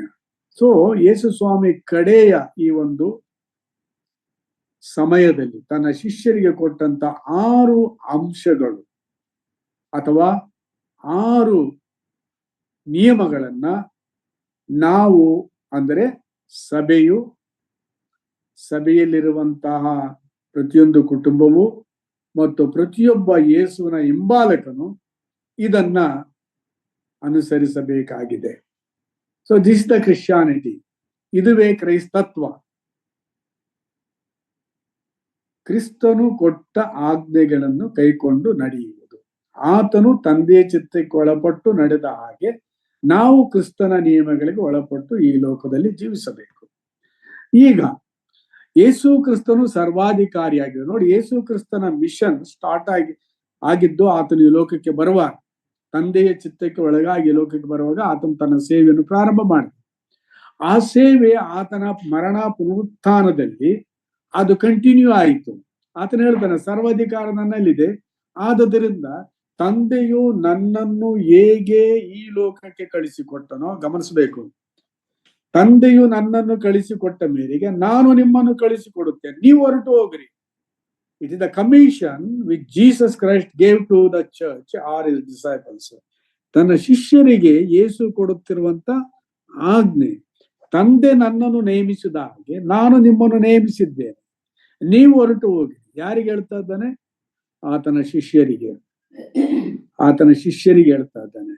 His commandment is to the disciples, ಆತನ ಹಿಂಬಾಲಕರಿಗೆ. ಸೊ ನೀವು ಎಲ್ಲಾ ದೇಶಗಳ ಜನರ ಶಿಕ್ಷೆ ಮಾಡ್ರಿ. Make disciples of all ethnic groups. ಎಲ್ಲ ಜನಾಂಗಗಳ, ಜಾತಿ ಕುಲಗಳ ಜನರನ್ನು. ಇಲ್ಲಿ ದೇಶ ಅಂತ ಹೇಳುವಾಗ ಇಟ್ ಈಸ್ ನಾಟ್ ಜಿಯೋಗ್ರಫಿಕಲ್, ಇದು ಭೌಗೋಳಿಕವಾದಂತ ದೇಶಗಳಲ್ಲ. ಗ್ರೀಕ್ ಟ್ರಾನ್ಸ್ಲೇಷನ್ ಅಲ್ಲಿ ಅದರ ಅರ್ಥ ಏನಂತ ಹೇಳಿ, ಎಲ್ಲಾ ಜನಗಳು, ಎಲ್ಲಾ ಜಾತಿಯ ಜನರು, ಧರ್ಮದವರನ್ನು. ಸೊ ಪೀಪಲ್ ಗ್ರೂಪ್ಸ್ ಅಂತ ಹೇಳ್ತಾರೆ, ಜನಗಳ ಗುಂಪುಗಳು ಅಥವಾ ಜಾತಿಗಳು. ಅಲ್ಲಿ ಎಲ್ಲರನ್ನ ನನ್ನ ಶಿಷ್ಯರನ್ನಾಗಿ ಮಾಡಿರಿ. Make disciples. ಹೇಗೆ ನಿಮ್ಮನ್ನ ನಾನು ಆರಿಸಿಕೊಂಡು ನನ್ನ ಜೊತೆಯಲ್ಲಿ ನಿಮ್ಮನ್ನ 3.5 ವರ್ಷಗಳ ಕಾಲ ನನ್ನ ಜೊತೆಲಿ ಇಟ್ಟುಕೊಂಡಿದ್ದ. ನೋಡ್ರಿ, ಈ ಡಿಸೈಪಲ್ಸ್ ಇವರು ಸುಮ್ಮನೆ ಆಗ್ಲಿಲ್ಲ. ದೇವರು ಅವರನ್ನು ಆರಿಸಿಕೊಂಡು ನೀವು ನನ್ನ ಶಿಷ್ಯರಾಗಿರಿ ಅಂತೇಳಿ ಹೇಳಿದ ಮಾತ್ರವಲ್ಲದೆ, ಆತನ ವೈಯಕ್ತಿಕ ಜೀವಿತ, ಆತನ ದೈವಿಕ ಜೀವಿತ, ಆತನ ಸಾರ್ವಜನಿಕ ಜೀವಿತವನ್ನ ಶಿಷ್ಯರು ಅತಿ ಸೂಕ್ಷ್ಮವಾಗಿ, ಅತಿ ಹತ್ತಿರದಿಂದ ನೋಡುತ್ತಿದ್ದರು. ಯೇಸುವಿನ ಬಗ್ಗೆ ಅವರಿಗೆ ಯಾವುದು ಮುಚ್ಚುಮರೆ ಇರಲಿಲ್ಲ. ಹೇಗೆ ಶಿಷ್ಯರ ಜೀವಿತವು ಯೇಸು ಸ್ವಾಮಿಗೆ ಮುಚ್ಚುಮರೆ ಇರಲಿಲ್ಲವೋ, ಆತನು ಎಲ್ಲರ ಹೃದಯಗಳನ್ನು ತಿಳಿದಿದ್ದ ಆತನು ತನ್ನನ್ನು ಪ್ರೀತಿಸುವವರು ಇಂಥವರೇ, ತನ್ನನ್ನು ಹಿಡಿದುಕೊಳ್ಳುವರು ಇಂಥವರೇ, ನನ್ನನ್ನು ಸ್ವಲಾಭಕ್ಕಾಗಿ ಹಿಂಬಾಲಿಸುವರು ಇಂಥವರೇ ಎಂಬುದು ಸ್ವಾಮಿಗೆ ಗೊತ್ತಿತ್ತು. ಅದನ್ನ ಯೋಹಾನ ಬರೆಸುವಾರ್ತೆ 2ನೇ ಅಧ್ಯಾಯದ ಕೊನೆ ವಚನದಲ್ಲಿ ನೋಡ್ತೀವಿ. ಯಾವ ಮನುಷ್ಯನು ಯಾವರ ವಿಷಯದಲ್ಲಿಯೂ ಆತನಿಗೆ ಸಾಕ್ಷಿ ಹೇಳಬೇಕಾಗಿಲ್ಲ. ಆತನಿಗೆ ಎಲ್ಲರೂ ಗೊತ್ತಿತ್ತು, ಎಲ್ಲವೂ ಆತನಿಗೆ ಗೊತ್ತಿತ್ತು. ಸೊ ಈತನು ಯಾರು ಎಂಬುದನ್ನ ತಿಳಿದುಕೊಳ್ಳುವುದಕ್ಕೆ ತನ್ನ ಶಿಷ್ಯರಿಗೆ ಆತನು ಅವಕಾಶ ಮಾಡಿಕೊಟ್ಟ. ಈ ಒಂದು ಹಿನ್ನೆಲೆಯಲ್ಲಿ ಯೋಹಾನನು ಆತನು ಬರೆಯುವುದೇನಂತ ಹೇಳಿದ್ರೆ, 1ನೇ ಅಧ್ಯಾಯದಲ್ಲಿ ಸುವಾರ್ತೆಯಲ್ಲಿ ನಾವು ಆತನನ್ನು ನೋಡಿದೆವು, ಆತನು ನಮ್ಮ ಸಂಗಡ ಇದ್ದನು, ನಾವು ಆತನನ್ನು ನೋಡಿದಾಗ ದೇವರ ಬಳಿಯಿಂದ ಬಂದ ಒಬ್ಬನೇ ಮಗನಲ್ಲಿ ಇರತಕ್ಕಂಥ ಲಕ್ಷಣಗಳನ್ನ, ಮಹಿಮೆಯನ್ನ ನಾವು ಈತನಲ್ಲಿ ಕಾಣ್ತೇವೆ. ದಟ್ ವಾಸ್ ದ ಟೆಸ್ಟಿಮನಿ ಆತನ ಶಿಷ್ಯರು ಆತನ ಬಗ್ಗೆ ಕೊಟ್ಟಿದ್ದರು. ಸೊ ಯೇಸು ಕ್ರಿಸ್ತನು ತನ್ನ ಜೀವಿತವನ್ನ ಪ್ರೈವೇಟ್ ಆಗಿ ಇಟ್ಕೊಳ್ಳಿಲ್ಲ, ಶಿಷ್ಯರ ಮುಂದೆ ಡಿಸ್ಟೆನ್ಸ್ ಅಲ್ಲಿ ಇಟ್ಟಿರಲಿಲ್ಲ. ಆತನ ಅವರ ಶಿಷ್ಯರನ್ನು ಮಾಡಿಕೊಂಡು ಅವರಿಗೆ ತಾನು ಯಾರೆಂಬುದನ್ನು ತೋರಿಸಿಕೊಟ್ಟ. ಶಿಷ್ಯರು ಆತನ ಸಂಪರ್ಕದಲ್ಲಿರುವಾಗ ಅವರು ಮಾಡುತ್ತಿದ್ದಂತಹ ತಪ್ಪುಗಳನ್ನ ಅವರ ಗಮನಕ್ಕೆ ತರುತ್ತಿದ್ದ, ತಿದ್ದುತ್ತಿದ್ದ, ಖಂಡಿಸುತ್ತಿದ್ದ, ಗದರಿಸುತ್ತಿದ್ದ. ಸೊ ಈ ಶಿಷ್ಯರು ಬಿಟ್ಟೋಗ್ಲಿಲ್ಲ ಆತನನ್ನ. ಆತನ ಜೊತೆಯಲ್ಲಿರುವಾಗ, ಆತನ ಬೋಧನೆಗಳನ್ನು ಕೇಳುವಾಗ ದೇವರೇ ನಮ್ಮ ಕೂಡ ಮಾತಾಡ್ತಾ ಇದ್ದಾನೋ, ಒಬ್ಬ ಪ್ರವಾದಿಯು ನಮ್ಮ ಜೊತೆಲಿದ್ದಾನೋ ಅನ್ನುವಂತ ಅನುಭವ ಆ ಶಿಷ್ಯರಿಗೆ ಆಗ್ತಾ ಇತ್ತು. ಸೊ ಅನೇಕ ಸಲ ಈ ಶಿಷ್ಯರು ಕೂಡ ಒಂದು ಅನುಮಾನ ಬರ್ತಾ ಇತ್ತು. ನೀವು ಆತನ ಚರಿತ್ರೆಯನ್ನ ಸುವಾರ್ತಿಕ ಪುಸ್ತಕಗಳಲ್ಲಿ ಓದುವಾಗ, ಆತನು ಗಾಳಿಯನ್ನು ನಿಲ್ಲಿಸಿದಾಗ, ಸಮುದ್ರ ಬೋರ್ಗೊರೆಯುವುದನ್ನ ಆತನು ಬಾಯಿ ಮಾತು ನಿಲ್ಲಿಸುವಾಗ ಈತನು ಯಾರು? ಅವರಿಗೆ ಪ್ರಶ್ನೆ ಆಯಿತು. ಮತ್ತೆ ಆತನು ಕುಷ್ಠರೋಗಿಗಳನ್ನು ಮುಟ್ಟಿ ಅವರನ್ನು ಸ್ವಸ್ಥಪಡಿಸುವಾಗ, ಸುಂಕದವರ ಮತ್ತು ಪಾಪಿಷ್ಠರ ಅನ್ನುವಂತಹ ಗುಂಪಿನ ಜನರೊಟ್ಟಿಗೆ ಆತನು ಯಾವ ಭೇದ ಭಾವವಿಲ್ಲದೆ ಬೆರೆಯುವಾಗ, ಜನರು ಶಿಷ್ಯರಿಗೆ ಒಂದು ಆಶ್ಚರ್ಯ, ಗುರುವಾದಂಥವನು ಈ ರೀತಿಯಾಗಿ ಸಾಮಾನ್ಯನಾಗಿ ವರ್ತಿಸ್ತಾನಲ್ಲ ಅಂತೇಳಿ. ಆಗಿನ ಕಾಲದ ಏನು ಉತ್ತಮ ವರ್ಗದ ಜನರೆನಿಸಿಕೊಂಡಿದ್ರು ಪರಿಸಾಯರು, ಶಾಸ್ತ್ರಿಗಳು, ಯೇಸುವಿನ ಶಿಷ್ಯರಿಗೆ ಬಂದು ಹೇಳ್ತಾರೆ, ಏನ್ರಿ ನಿಮ್ಮ ಗುರು ಸುಂಕದವರ ಪಾಪಿಷ್ಠರ ಸಂಗಡ ಊಟ ಮಾಡ್ತಾ ಇದ್ದಾನೆ, ಪಾಪಿಯ ಮಿತ್ರ ಈತನು, ಈತನು ಹೆಂಗಿದೆ ಗುರುವಾಗಿರ್ಲಿಕ್ಕೆ ಸಾಧ್ಯತೆ ಉಂಟು, ಇದನ್ನ ಜೊತೆಲಿ ಹೇಗೆ ಹೋಗ್ತೀರಿ? ಸೊ ಯೇಸುವು ಜನರು ತನ್ನ ಕುರಿತಾಗಿ ಟೀಕೆ ಟಿಪ್ಪಣಿಗಳನ್ನು ಮಾಡುವುದನ್ನ ಶಿಷ್ಯರು ಕೇಳುವಾಗೆ ಅನುಮತಿಸಿದ. ಯಾವ ಮುಚ್ಚುಮರೆ ಇರಲಿಲ್ಲ. ಮತ್ತು ಆತನ ಅದ್ಭುತಗಳನ್ನು ಮಾಡುವಾಗ, ದೆವ್ವಗಳನ್ನು ಬಾಯಿ ಮಾತಿಂದ ಬಿಡಿಸುವಾಗ ಆತನ ಶಿಷ್ಯರು ನೋಡಿದರು. ಆತನು ಇನ್ನೂ ಮೊಬ್ಬಿರುವಾಗಲೇ ಮುಂಜಾನೆಯಲ್ಲಿ ಎದ್ದು ಪ್ರಾರ್ಥನೆ ಮಾಡುವುದಕ್ಕೆ ಹೋಗುವುದನ್ನ ಶಿಷ್ಯರು ನೋಡಿದರು. ರಾತ್ರಿ ಮೊಬ್ಬಾದಾಗ ಆತನು ಒಬ್ಬನೇ ಒಂಟಿಗನಾಗಿ ಬೆಟ್ಟಕ್ಕೆ ತಂದೆಯ ಜೊತೆಯಲ್ಲಿ ಮಾತಾಡುವುದಕ್ಕೆ ಹೋಗುವುದನ್ನ ಶಿಷ್ಯರು ನೋಡಿದರು. So he allowed his disciples to see him from the close angle. ಹತ್ತಿರದಿಂದ ಯೇಸುವನ್ನು ದೃಷ್ಟಿಸುವಂತೆ ಮಾಡಿದ. ಸೊ ಜನಸಾಮಾನ್ಯನಾಗಿದ್ದರು, ಮಾನವನಾಗಿ ಜನಿಸಿ ಬಂದರು. ಆತನು ತಂದೆಯನ್ನ ಸಂಪರ್ಕಿಸುತ್ತಿದ್ದ ರೀತಿ, ಫರಿಸಾಯರು ದೇವರನ್ನು ಸಂಪರ್ಕಿಸುತ್ತಿದ್ದ ರೀತಿ, ಅವರ ಸಂಪ್ರದಾಯಗಳು, ಯೇಸುವಿನ ಬೋಧನೆಗಳು, ಶಿಷ್ಯರು ಯಹೂದಿ ಸಂಪ್ರದಾಯದಿಂದ ಬಂದಂತವರಾದ್ದರಿಂದ, ಯಹೂದಿ ಮತಾಭಿಮಾನಿಗಳ ಗುಂಪಿನಿಂದ ಬಂದವರಾದ್ದರಿಂದ ಯೇಸುವಿನ ಬೋಧನೆಗಳನ್ನ, ಕಾರ್ಯಗಳನ್ನ ಅವರು ಗಮನಿಸಿ ಈತನೇ ದೇವಕುಮಾರನು ಎಂಬುದನ್ನ ಅವರು ಕಂಡುಕೊಳ್ಳುವ ಹಾಗೆ ಆತನು ಅವಕಾಶಗಳನ್ನ ಅವರಿಗೆ ಕೊಟ್ಟ. ಈ ಶಿಷ್ಯರು 3 ವರ್ಷಗಳ ಕಾಲ ಆತನ ಹಿಂಬಾಲಿಸಿದರು. ಆತನ ಬೋಧನೆಗಳನ್ನು ಕೇಳುವಾಗ ಅವರಿಗೆ ಹೃದಯವು ಕುದಿಯುತ್ತಿತ್ತು. ದೇವರ ವಾಕ್ಯದ ಸತ್ಯಾಂಶಗಳನ್ನು ಆತನು ಹೇಳುವಾಗ ಅವರ ಮನಸ್ಸುಗಳು ಮುದವಾಗಿ ಉಲ್ಲಾಸದಿಂದ ಇರುತ್ತಿದ್ದವು. ಆತನ ಅದ್ಭುತಗಳನ್ನು ಮಾಡುವಾಗ ಯಾರು, ಯಾವ ಪ್ರವಾದಿಯು ಎಂದೂ ಕೇಳಿಸಿಕೊಳ್ಳದಂತ ಕಾರ್ಯಗಳು ಈತನು ಮಾಡ್ತಾ ಇದ್ದಂತ. ಯೇಸು ಹೇಳಿದ್ದು, ನಾನು ದೇವ ಕುಮಾರನು, ತಂದೆಯು ನನ್ನನ್ನು ಕಳಿಸಿಕೊಟ್ಟಿದ್ದಾನೆ. ನನ್ನ ಪ್ರಾಣವನ್ನು ಶಿಲುಬೆಯ ಮೇಲೆ ಕೊಟ್ಟು ನಾನು ಜನರಿಗೆ ರಕ್ಷಣೆಯನ್ನು ತರುವಂತೆ ತಂದೆಯು ನನ್ನನ್ನು ನೇಮಿಸಿದ್ದಾನೆ. ತಂದೆಯು ನೇಮಿಸಿದ ಕೆಲಸವನ್ನ ಹಗಲಿರುವಾಗಲೇ ಮಾಡಬೇಕು. ರಾತ್ರಿ ಬರುತ್ತದೆ, ಆಗ ಯಾರೂ ಕೆಲಸ ಮಾಡ್ಲಿಕ್ಕಾಗಲ್ಲ. ಆದ್ರಿಂದ ನನ್ನ ಸಮಯವಿರುವಾಗಲೇ ನಾನು ಇದನ್ನು ಮಾಡ್ತೀನಿ ಅಂತೇಳಿ ಆತನು ಶಿಷ್ಯರಿಗೆ ತೋರಿಸ್ತಾ ಬಂದ. ಮತ್ತು ನೀವು ಒಬ್ಬರನ್ನೊಬ್ಬರು ಪ್ರೀತಿಸಿ, ತಂದೆಯು ನನ್ನನ್ನು ಪ್ರೀತಿಸಿದಾಗೆ ನಾನು ನಿಮ್ಮನ್ನು ಪ್ರೀತಿಸುತ್ತೇನೆ.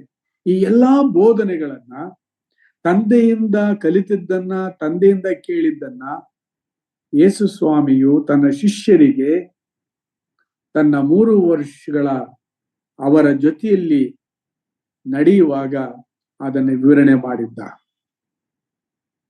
ತಾನು ಲೋಕದ ರಕ್ಷಣೆಗೋಸ್ಕರ ಪ್ರಾಣವನ್ನು ಕೊಡುತ್ತೇನೆ ಅಂತ ಹೇಳ್ದ, ಪ್ರಾಣವನ್ನು ಕೊಟ್ಟ.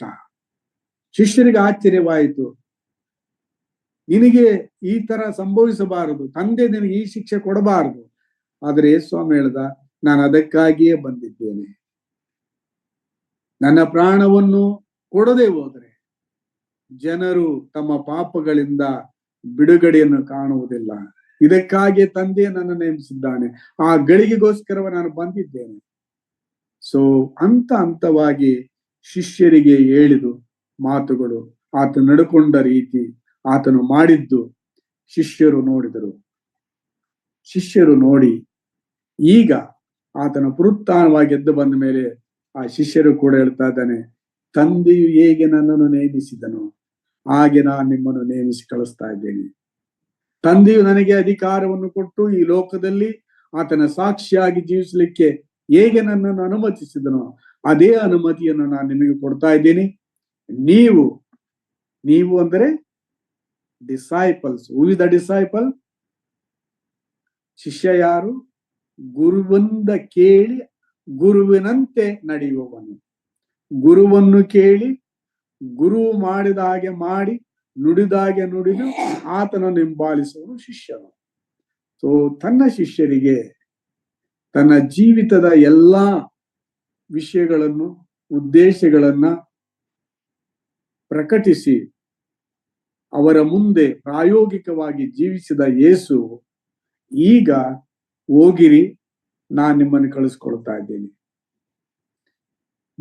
ಜನರ ಗುಂಪುಗಳ ಬಳಿಗೆ ಹೋಗಿರಿ. ಕೇವಲ ಯಹೂದಿ ಅಥವಾ ಇಸ್ರಾಯೇಲ್ ಜನರ ಮಧ್ಯಕ್ಕೆ ಮಾತ್ರ ಅಲ್ಲ, ನೀವು ಲೋಕದ ಕಟ್ಟ ಕಡೆಯವರೆಗೂ ಎಲ್ಲಾ ಗುಂಪಿನ ಜನರ ಬಳಿಗೆ ಹೋಗಿ ಸುವಾರ್ತೆಯನ್ನು ಸಾರಿರಿ. ಅವರಿಗೆ ಯಾವ ರೀತಿಯಲ್ಲಿ ನಾನು ನಿಮ್ಮನ್ನ ನೀವು ಅವರಿಗೆ ದೀಕ್ಷಾ ಸ್ನಾನ ಮಾಡಿಸ್ಬೇಕು. ಸೊ ಅವರನ್ನು ಕಳಿಸಿದ್ದು ಸುವಾರ್ತೆ, ಯೇಸುವಿನ ವಾರ್ತೆ ತಿಳಿಸ್ಬೇಕು. ಯೇಸುವು ದೇವಕುಮಾರನಾಗಿ ಮಾನವರ ಪಾಪಗಳಿಗೋಸ್ಕರ ಶಿಲುಬೆಯಲ್ಲಿ ಸತ್ತಿದ್ದಾನೆ, ಪ್ರಾಣ ಕೊಟ್ಟಿದ್ದಾನೆ, ರಕ್ತವನ್ನು ಸುರಿಸಿದ್ದಾನೆ. ಯಾರು ಆತಲ್ಲಿ ನಂಬಿಕೆ ಇಡುತ್ತಾರೋ ಅವರಿಗೆ ರಕ್ಷಣೆಯಾಗುತ್ತದೆ ಅನ್ನುವಂತ ಈ ಶುಭ ವರ್ತಮಾನ ನೀವು ಎಲ್ಲಾ ಜನರಿಗೆ ತಿಳಿಸಬೇಕು. ನಂಬುವಂತವನು ರಕ್ಷಣೆ ಹೊಂದ್ತಾನೆ. ಅವನಿಗೆ ರಕ್ಷಣೆ ಹೊಂದಿದಂತ ಅವನಿಗೆ ನೀವು ಏನ್ ಮಾಡ್ಬೇಕು? ಅವನು ರಕ್ಷಣೆ ಹೊಂದಿದಾಗ ಅವನು ಶಿಷ್ಯನಾಗ್ತಾನೆ. ಆ ನನ್ನ ಮಾತನ್ನು ನಂಬಿದಂತ ಆ ಶಿಷ್ಯನಿಗೆ ತಂದೆ, ಮಗ, ಪರಿಶುದ್ಧಾತ್ಮನ ಹೆಸರಲ್ಲಿ ದೀಕ್ಷಾ ಸ್ನಾನ ಮಾಡಿಸಬೇಕು. ದೀಕ್ಷಾ ಸ್ನಾನ ಅನ್ನುವಂತ ಈ ಒಂದು ಕಾರ್ಯ ಹಳೆಯ ಒಡಂಬಡಿಕೆಯಲ್ಲಿ ನಾವು ಯಾವ ಪುಸ್ತಕದಲ್ಲಿಯೂ ನಾವು ನೋಡುವುದಿಲ್ಲ. ಅಲ್ಲಿ ಮಾಡ್ತಾ ಇದ್ದಂತ ಸ್ನಾನ ಶುದ್ಧೀಕರಣಕ್ಕೋಸ್ಕರವಾಗಿ ಮಾಡ್ತದ ಸ್ನಾನಗಳನ್ನು ಬಿಟ್ರೆ ನಾವು ದೀಕ್ಷಾ ಸ್ನಾನ ಅನ್ನುವಂತ ಪದವನ್ನ ಹಳೆ ಒಡಂಬಡಿಕೆಯಲ್ಲಿ ಎಲ್ಲಿಯೂ ಕಾಣುವುದಿಲ್ಲ. ಈ ದೀಕ್ಷಾ ಸ್ನಾನ ಅನ್ನುವಂತ ಪದ ಬಂದಿದ್ದು ಹೊಸ ಒಡಂಬಡಿಕೆಯಲ್ಲಿ, ಅದರಲ್ಲೂ ಸ್ನಾನಿಕನಾದ ಯೋಹಾನ. ಸೊ ದೀಕ್ಷಾ ಸ್ನಾನ ಅನ್ನುವಂಥದ್ದನ್ನ ಯೋಹಾನನು ನಮಗೆ ಇಂಟ್ರೊಡ್ಯೂಸ್ ಮಾಡ್ತಾನೆ. ಸ್ನಾನಿಕನಾದ ಯೋಹಾನ, ದೇವರು ಅವನನ್ನ ಈ ಕಾರ್ಯಕ್ಕಾಗಿ ನೇಮಿಸಿದ್ದನು. ಯೋಹಾನ ದೀಕ್ಷಾ ಸ್ನಾನದ ಪ್ರಸಂಗ ಏನಂತ ಹೇಳಿದ್ರೆ, ಯಾರಿಗೆ ದೀಕ್ಷಾ ಸ್ನಾನ? ಯಾರು ತಮ್ಮ ಪಾಪಗಳಿಗಾಗಿ ಪಶ್ಚಾತ್ತಾಪ ಪಡುತ್ತಾರೋ, ನಾವು ನಮ್ಮ ಪಾಪಗಳಿಗೋಸ್ಕರವಾಗಿ ಮನಮರುಗುತ್ತೇವೆ, ನಾವು ಪಾಪಿಗಳೆಂದು ಒಪ್ಪಿಕೊಳ್ಳುತ್ತೇವೆ, ದೇವರ ಕಡೆಗೆ ತಿರುಗಿಕೊಳ್ಳುತ್ತೇವೆ ಅಂತೇಳಿ ಯಾರು ಯೋಹಾನ ಬೋಧನೆಯನ್ನು ಕೇಳಿದರೋ ಅವರಿಗೆ ಯೋಹಾನು ದೀಕ್ಷಾ ಸ್ನಾನ ಮಾಡಿಸ್ತಾನೆ. ನಿಮ್ಮ ಮನಸ್ಸುಗಳು ದೇವರ ಕಡೆಗೆ ತಿರುಗಿಕೊಂಡುತೆಂಬುದನ್ನ ನೀವು ತಕ್ಕ ಫಲಗಳಿಂದ ತೋರಿಸಿರಿ, ಆಗ ನಾನು ನಿಮಗೆ ದೀಕ್ಷಾ ಸ್ನಾನ ಕೊಡ್ತೀನಿ. ನೀವು ಸುಮ್ಮನೆ ಎಲ್ರೂ ಬರ್ತಾರೆ ಸ್ನಾನಕ್ಕೆ ಅಂತೇಳಿ ನೀವು ನನ್ನ ಬಳಿಗೆ ಬರಬೇಡ್ರಿ ಅಂತೇಳಿ ಫರಿಸಾಯರಿಗೋನು ಶಾಸ್ತ್ರಿಗಳಿಗೆ ಹೇಳ್ತಾ ಇದ್ದಾನೆ. ಫರಿಸಾಯರು ಶಾಸ್ತ್ರಿಗಳು ದೀಕ್ಷಾ ಸ್ನಾನ ಮಾಡಿಸಿಕೊಳ್ಳೋದಕ್ಕೆ ಬಂದಾಗ ಅವರನ್ನು ನೋಡಿ ಹೇಳ್ತಾನೆ, ನಿಮ್ಮ ಮನಸ್ಸುಗಳು ದೇವರ ಕಡೆಗೆ ತಿರುಗಿಕೊಂಡಿದೆ ಮತ್ತು ತಕ್ಕ ಫಲಗಳಿಂದ ತೋರಿಸಿರಿ. ಸೊ ಈ ದೀಕ್ಷಾ ಸ್ನಾನ ಅನ್ನುವಂಥದ್ದನ್ನ ಯೋಹಾನು ನಮಗೆ ಪ್ರಕಟಿಸ್ತಾನೆ. ಮತ್ತು ಆ ದಿನಗಳಲ್ಲಿ ಇಸ್ರಾಯೇಲ್ ಜನರಲ್ಲಿ ಅನೇಕರು ಈ ಪ್ರವಾದಿಯ ಮಾತನ್ನು ಕೇಳಿ ದೇವರ ಕಡೆಗೆ ತಮ್ಮ ಮನಸ್ಸುಗಳು ತಿರುಗಿಕೊಂಡಿತು ಎಂಬುದನ್ನು ಸೂಚಿಸುವುದಕ್ಕಾಗಿ ಈ ಪ್ರವಾದಿಯ ಬೋಧನೆಯನ್ನು ಕೇಳಿ ದೇವರ ಕಡೆ ತಿರುಗಿಕೊಂಡಂತ ಬಂದಂತ ಜನರು ಯೋರ್ದನ್ ಹೊಳೆಯಲ್ಲಿ ದೀಕ್ಷಾ ಸ್ನಾನ ಮಾಡಿಸಿಕೊಳ್ತಾರೆ. ಯೋಹಾನಿಗೆ ಈ ಆಜ್ಞೆ ಕೊಡುವುದಕ್ಕೆ ದೇವರಿಗೆ ಇನ್ನೊಂದು ಕಾರಣ ಏನಂತ ಹೇಳಿದ್ರೆ, ಯೋಹಾನ್ ಹೇಳ್ತಾ ಇದ್ದಾರೆ, ನಾನು ಯೋಹಾನ್ಗೆ ಜನರು ಕೇಳ್ತಾರೆ, ನೀನು ಬರಬೇಕಾದ ಮೆಸ್ಸಿಯನೋ ಅಂತ ಹೇಳಿ, ನಾನು ಅವನಲ್ಲ, ನಾನು ಮುಂದೂತನಾಗಿ ಆ ಮೆಸ್ಸಿಯನ ಕುರಿತಾಗಿ ತಿಳಿಸುವುದಕ್ಕಾಗಿ ದೇವರಿಂದ ಕಳಿಸಲ್ಪಟ್ಟಂತವನು. ಮೆಸ್ಸಿಯನು ನನ್ನಿಂದೆ ಬರುತ್ತಾನೆ. ಸೊ ಯೇಸು ಕ್ರಿಸ್ತನನ್ನ ಇಸ್ರಾಯೇಲ್ ಜನರಿಗೆ ಪರಿಚಯ ಮಾಡುವಂಥದ್ದು ಯೋಹಾನನ ಜವಾಬ್ದಾರಿಗೆ ದೇವರನ್ನು ಕೊಟ್ಟಂತ ಕೆಲಸ. ಅದನ್ನು ಅವನು ಮಾಡಬೇಕಾಗಿತ್ತು. ಅದನ್ನು ಮಾಡುವುದಕ್ಕಾಗಿ ದೀಕ್ಷಾ ಸ್ನಾನ ಅನ್ನುವ ಕಾರ್ಯವನ್ನ ಯೋಹಾನು ಮಾಡುತ್ತಿದ್ದನು. ಸೊ ಯೇಸುವನ್ನ ಐಡೆಂಟಿಫೈ ಮಾಡಿದ್ದೇಗೆ, ಯೇಸು ದೀಕ್ಷಾ ಸ್ನಾನ ಮಾಡಿಸಿಕೊಳ್ಳುವುದಕ್ಕೆ ಯೋರ್ದನ್ ಒಳಗೆ ಯೋಹಾನ ಬಳಿಗೆ ಬಂದಾಗ ಯೋಹಾನಿಗೆ ದೇವರು ಮುಂಚಿತವಾಗಿ ಹೇಳಿದ್ದ, ನೋಡು ಯೋಹಾನ, ನಾನು ಆರಿಸಿಕೊಂಡಂತ ಮೆಸ್ಸಿಯನು ನಿನ್ನ ಬಳಿಗೆ ದೀಕ್ಷಾ ಸ್ನಾನ ಮಾಡಿಸಿಕೊಳ್ಳುವುದಕ್ಕೆ ಬರುವಾಗ, ಅವನು ದೀಕ್ಷಾ ಸ್ನಾನ ಮಾಡಿಸಿಕೊಳ್ಳುವಾಗ ಯಾವನ ಮೇಲೆ ದೇವರಾತ್ಮವು ಇಳಿದು ಬರುವುದನ್ನು ನೀನು ನೋಡುತ್ತೀಯೋ ಅವನೇ ನಾನು ನೇಮಕ ಮಾಡಿದ ಮೆಸ್ಸಿಯನು. ಇದನ್ನು ನೀನು ಗುರುತಿಸಿ ಅಲ್ಲಿನ ಜನರಿಗೆ ನೀನು ಪ್ರಕಟಿಸಬೇಕೆಂಬುದಾಗಿ ದೇವರ ಅನುಮತಿಯಾಗಿತ್ತು. ಸೊ ಆದ್ರಿಂದ ಯೇಸುವನ್ನು ಗುರುತಿಡುವುದಕ್ಕೋಸ್ಕರವಾಗಿ ಯೋಹಾನು ದೀಕ್ಷಾ ಸ್ನಾನ ಎಂಬುವಂತ ಈ ಕಾರ್ಯವನ್ನು ಪ್ರಾರಂಭ ಮಾಡಿದಾಗಲೂ ಅವನ ಕಾರ್ಯದ ಹಿನ್ನೆಲೆಯಲ್ಲಿದ್ದಂತ ನಿಜವಾದ ಮೆಸ್ಸಿಯನು ಬರುತ್ತಾನೆ, ಆತನ ಕಡೆಗೆ ತಿರುಗಿಕೊಳ್ಳಿರಿ ಎಂಬುದ ಸಂದೇಶವನ್ನ ತನ್ನ ದೀಕ್ಷಾ ಸ್ನಾನದಲ್ಲಿ ಯೋಹಾನು ಪ್ರಕಟಿಸಿದನು. ಹೀಗೆ ಯೇಸುವು ದೀಕ್ಷಾ ಸ್ನಾನ ಹೊಂದಿದ್ದಾಗ ದೇವರಾತ್ಮವು ಪಾರಿವಾಳದಾಗಿ ಇಳಿದು ಬರುವುದನ್ನ ಯೋಹಾನು ಕಣ್ಣಾರೆ ಕಂಡು ಅಲ್ಲಿ ಪ್ರಕಟಿಸ್ತಾನೆ. ಇಗೋ ಈತನೇ ದೇವರು ಯಜ್ಞಕ್ಕೆ ನೇಮಿಸಿದ ಕುರಿ. ಈತನ ಪರಿಚಯ ನನಗೆ ಮೊದಲು ಇರಲಿಲ್ಲ, ಆದರೆ ಸ್ನಾನ ಮಾಡೋದಕ್ಕೆ ಕಳಿಸಿದ ಆತನು ನನಗೆ ತಿಳಿಸಿದನು, ಈತನೇ ಆತನು ಎಂಬುದಾಗಿ ಯೋಹಾನು ಘೋಷಣೆ ಮಾಡ್ತಾನೆ. ಸೊ ಅಲ್ಲಿಂದ ದೀಕ್ಷಾ ಸ್ನಾನ ಅನ್ನುವಂಥದ್ದು ಹೊಸ ಒಡಂಬಡಿಕೆಗೆ ಬರ್ತದೆ. ಯೇಸು ಸ್ವಾಮಿಯು ಅದನ್ನ ತನ್ನ ಶಿಷ್ಯರಿಗೆ ಆಜ್ಞಾಪಿಸ್ತಾನೆ. ಇಗೋ ಯಜ್ಞಕ್ಕೆ ನೇಮಿಸಿದ ದೇವರ ಕುರಿ ಮರಿ ಯಜ್ಞವಾಗಿ ಶಿಲುಬೆಯಲ್ಲಿ ಅರ್ಪಿತನಾಗಿದ್ದಾನೆ. ನೀವು ನಿಮ್ಮ ಪಾಪಗಳಿಗೋಸ್ಕರವಾಗಿ ತಿರುಗಿಕೊಂಡು ಆತನಲ್ಲಿ ಪಶ್ಚಾತ್ತಾಪಟ್ಟು ಒಪ್ಪಿಕೊಳ್ಳುವುದಾಗಿದ್ದರೆ ಆತನು ನಿಮ್ಮನ್ನು ಬಿಡಿಸ್ತಾನೆ. ಅದರ ಗುರುತಾಗಿ ನೀವು ದೀಕ್ಷಾ ಸ್ನಾನ ಮಾಡಿಸಿಕೊಳ್ಳಬೇಕು, ಮಾಡಿಸಿರಿ ಎಂಬುದಾಗಿ ಯೇಸು ಸ್ವಾಮಿ ಈ ಒಂದು ಅಪ್ಪಣೆಯನ್ನ ಶಿಷ್ಯರಿಗೆ ಕೊಡ್ತಾರೆ. ಸೊ ಆದ್ರಿಂದ ದೀಕ್ಷಾ ಸ್ನಾನ ಬಹಳ ಆಳವಾದಂತ ಅರ್ಥ ಇದೆ. ನಮ್ಮ ಪಾಪಗಳಿಗಾಗಿ ನಾವು ಪಶ್ಚಾತ್ತಾಪ ಪಟ್ಟು ದೇವರ ಕಡೆಗೆ ತಿರುಗಿಕೊಂಡಿದ್ದು ನಮ್ಮ ವೈಯಕ್ತಿಕವಾದಂತಹ ತೀರ್ಮಾನ. ಇದು ಯಾರಿಗೂ ಗೊತ್ತಾಗುವುದು. ಒಂದು ವೇಳೆ ನಮ್ಮನ್ನ ಕ್ರಿಸ್ತನ ಸುವಾರ್ತೆ ಹೇಳಿದಂತ ವ್ಯಕ್ತಿಯ ಮುಂದೆ ನಾವು ಈ ಪಾಪದ ಈ ಪ್ರಾರ್ಥನೆ ಕ್ರಿಸ್ತನನ್ನು ಅರಿಕೆ ಮಾಡಿಕೊಳ್ಳುವಂತ ಈ ಒಂದು ಮನವರಿಕೆಯ ಪ್ರಾರ್ಥನೆ ನಾವು ಮಾಡಿದರೂ ಕೂಡ ಕೆಲವರಿಗೆ ಮಾತ್ರ ಗೊತ್ತಿರಬಹುದು.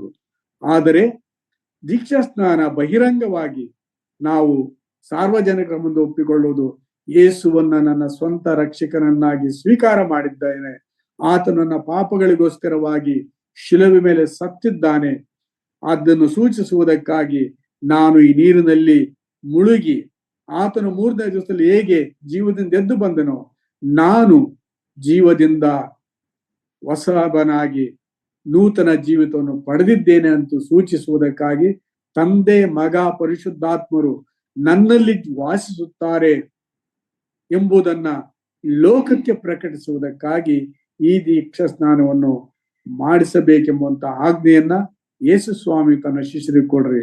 ಹೋಗಿರಿ, ಲೋಕದ ಎಲ್ಲಾ ಕಡೆಗೆ ಸುವಾರ್ತೆಯನ್ನು ಸಾರಿ ಜನರನ್ನು ಶಿಷ್ಯರನ್ನಾಗಿ ಮಾಡಿ ಅವರಿಗೆ ತಂದೆ, ಮಗ, ಪರಿಶುದ್ಧಾತ್ಮನ ಹೆಸರಿನಲ್ಲಿ ದೀಕ್ಷಾ ಸ್ನಾನ ಮಾಡಿಸಿರಿ. ದೀಕ್ಷಾ ಸ್ನಾನ ಮೊದಲನೇ ಸ್ಟೆಪ್ ಪಾಪ ಪರಿಹಾರಕ್ಕಾಗಿ ಕ್ರಿಸ್ತನ ಕಡೆ ತಿರುಗಿಕೊಳ್ಳಬೇಕು. ಎರಡನೇದಾಗಿ ನಾನು ಪಾಪ ಪರಿಹಾರವನ್ನು ಹೊಂದಿದ್ದೇನೆ, ಕ್ರಿಸ್ತನನ್ನು ನಂಬಿದ್ದೇನೆ ಅನ್ನುವುದನ್ನ ಸೂಚಿಸುವುದಕ್ಕಾಗಿ ದೀಕ್ಷಾ ಸ್ನಾನ. ಸಾರ್ವಜನಿಕವಾಗಿ ನಾನು ಜನರ ಮುಂದೆ ನಾನು ಕ್ರಿಸ್ತನವನು, ನನ್ನ ಪಾಪಗಳು ಆತನಲ್ಲಿ ಪರಿಹಾರವಾಗಿದೆ, ತಂದೆ, ಮಗ, ಪರಿಶುದ್ಧಾತ್ಮರು ನನ್ನಲ್ಲಿ ವಾಸ ಮಾಡ್ತಾರೆ ಅನ್ನುವುದನ್ನ ಸೂಚಿಸುವುದಕ್ಕಾಗಿ ಇದು. ಮತ್ತೆ ಆಮೇಲೆ ಆತನು ಹೇಳ್ತಾನೆ, ನಾನು ನಿಮಗೆ ಆಜ್ಞಾಪಿಸಿದ್ದನ್ನಲ್ಲ. 3.5 ವರ್ಷಗಳ ಕಾಲ ನಿಮ್ಮನ್ನು ನನ್ನ ಜೊತೆಯಲ್ಲಿಟ್ಟುಕೊಂಡು ನಾನು ಬೋಧಿಸಿದಂತ ತಂದೆಯ ಬಳಿಯಿಂದ ಕೇಳಿದಂತ ಎಲ್ಲ ವಿಷಯಗಳನ್ನು ನಾನು ನಿಮಗೆ ಬೋಧಿಸ್ತಾ ಬಂದೆ. ಅದನ್ನು ನೀವು ಹಂತವಾಗಿ ಕೇಳಿದ್ದೀರಿ. ನಿಮಗೆ ಕೆಲವು ಸಲ ಡೌಟ್ ಬಂತು, ಅದನ್ನು ನಾನು ಪರಿಹಾರ ಮಾಡಿದ್ದೇನೆ, ಸರಿಯಾದ ಉತ್ತರಗಳನ್ನು ಕೊಟ್ಟಿದ್ದೇನೆ. ಕೆಲವು ಸಲ ನಾನು ನಿಮ್ಮನ್ನ ಪರೀಕ್ಷಿಸಿದ್ದೇನೆ, ಪ್ರಲೋಭಿಸಿದ್ದೇನೆ, ಅದರಲ್ಲಿ ಕೂಡ ನಾನು ನಿಮಗೆ ತಿಳಿಸಿದ್ದೇನೆ. ಹೀಗೆ ನಿಮ್ಮನ್ನ ಹಂತವಾಗಿ ನಾನು ಬೋಧಿಸುತ್ತಾ ಬಂದಂತಹ ಈ ಬೋಧನೆಗಳನ್ನ ನೀವು ಕೇಳಿ ನನ್ನನ್ನು ಆತನೇ ಎಂದು ಅರಿಕೆ ಮಾಡಿದ್ದೀರಿ.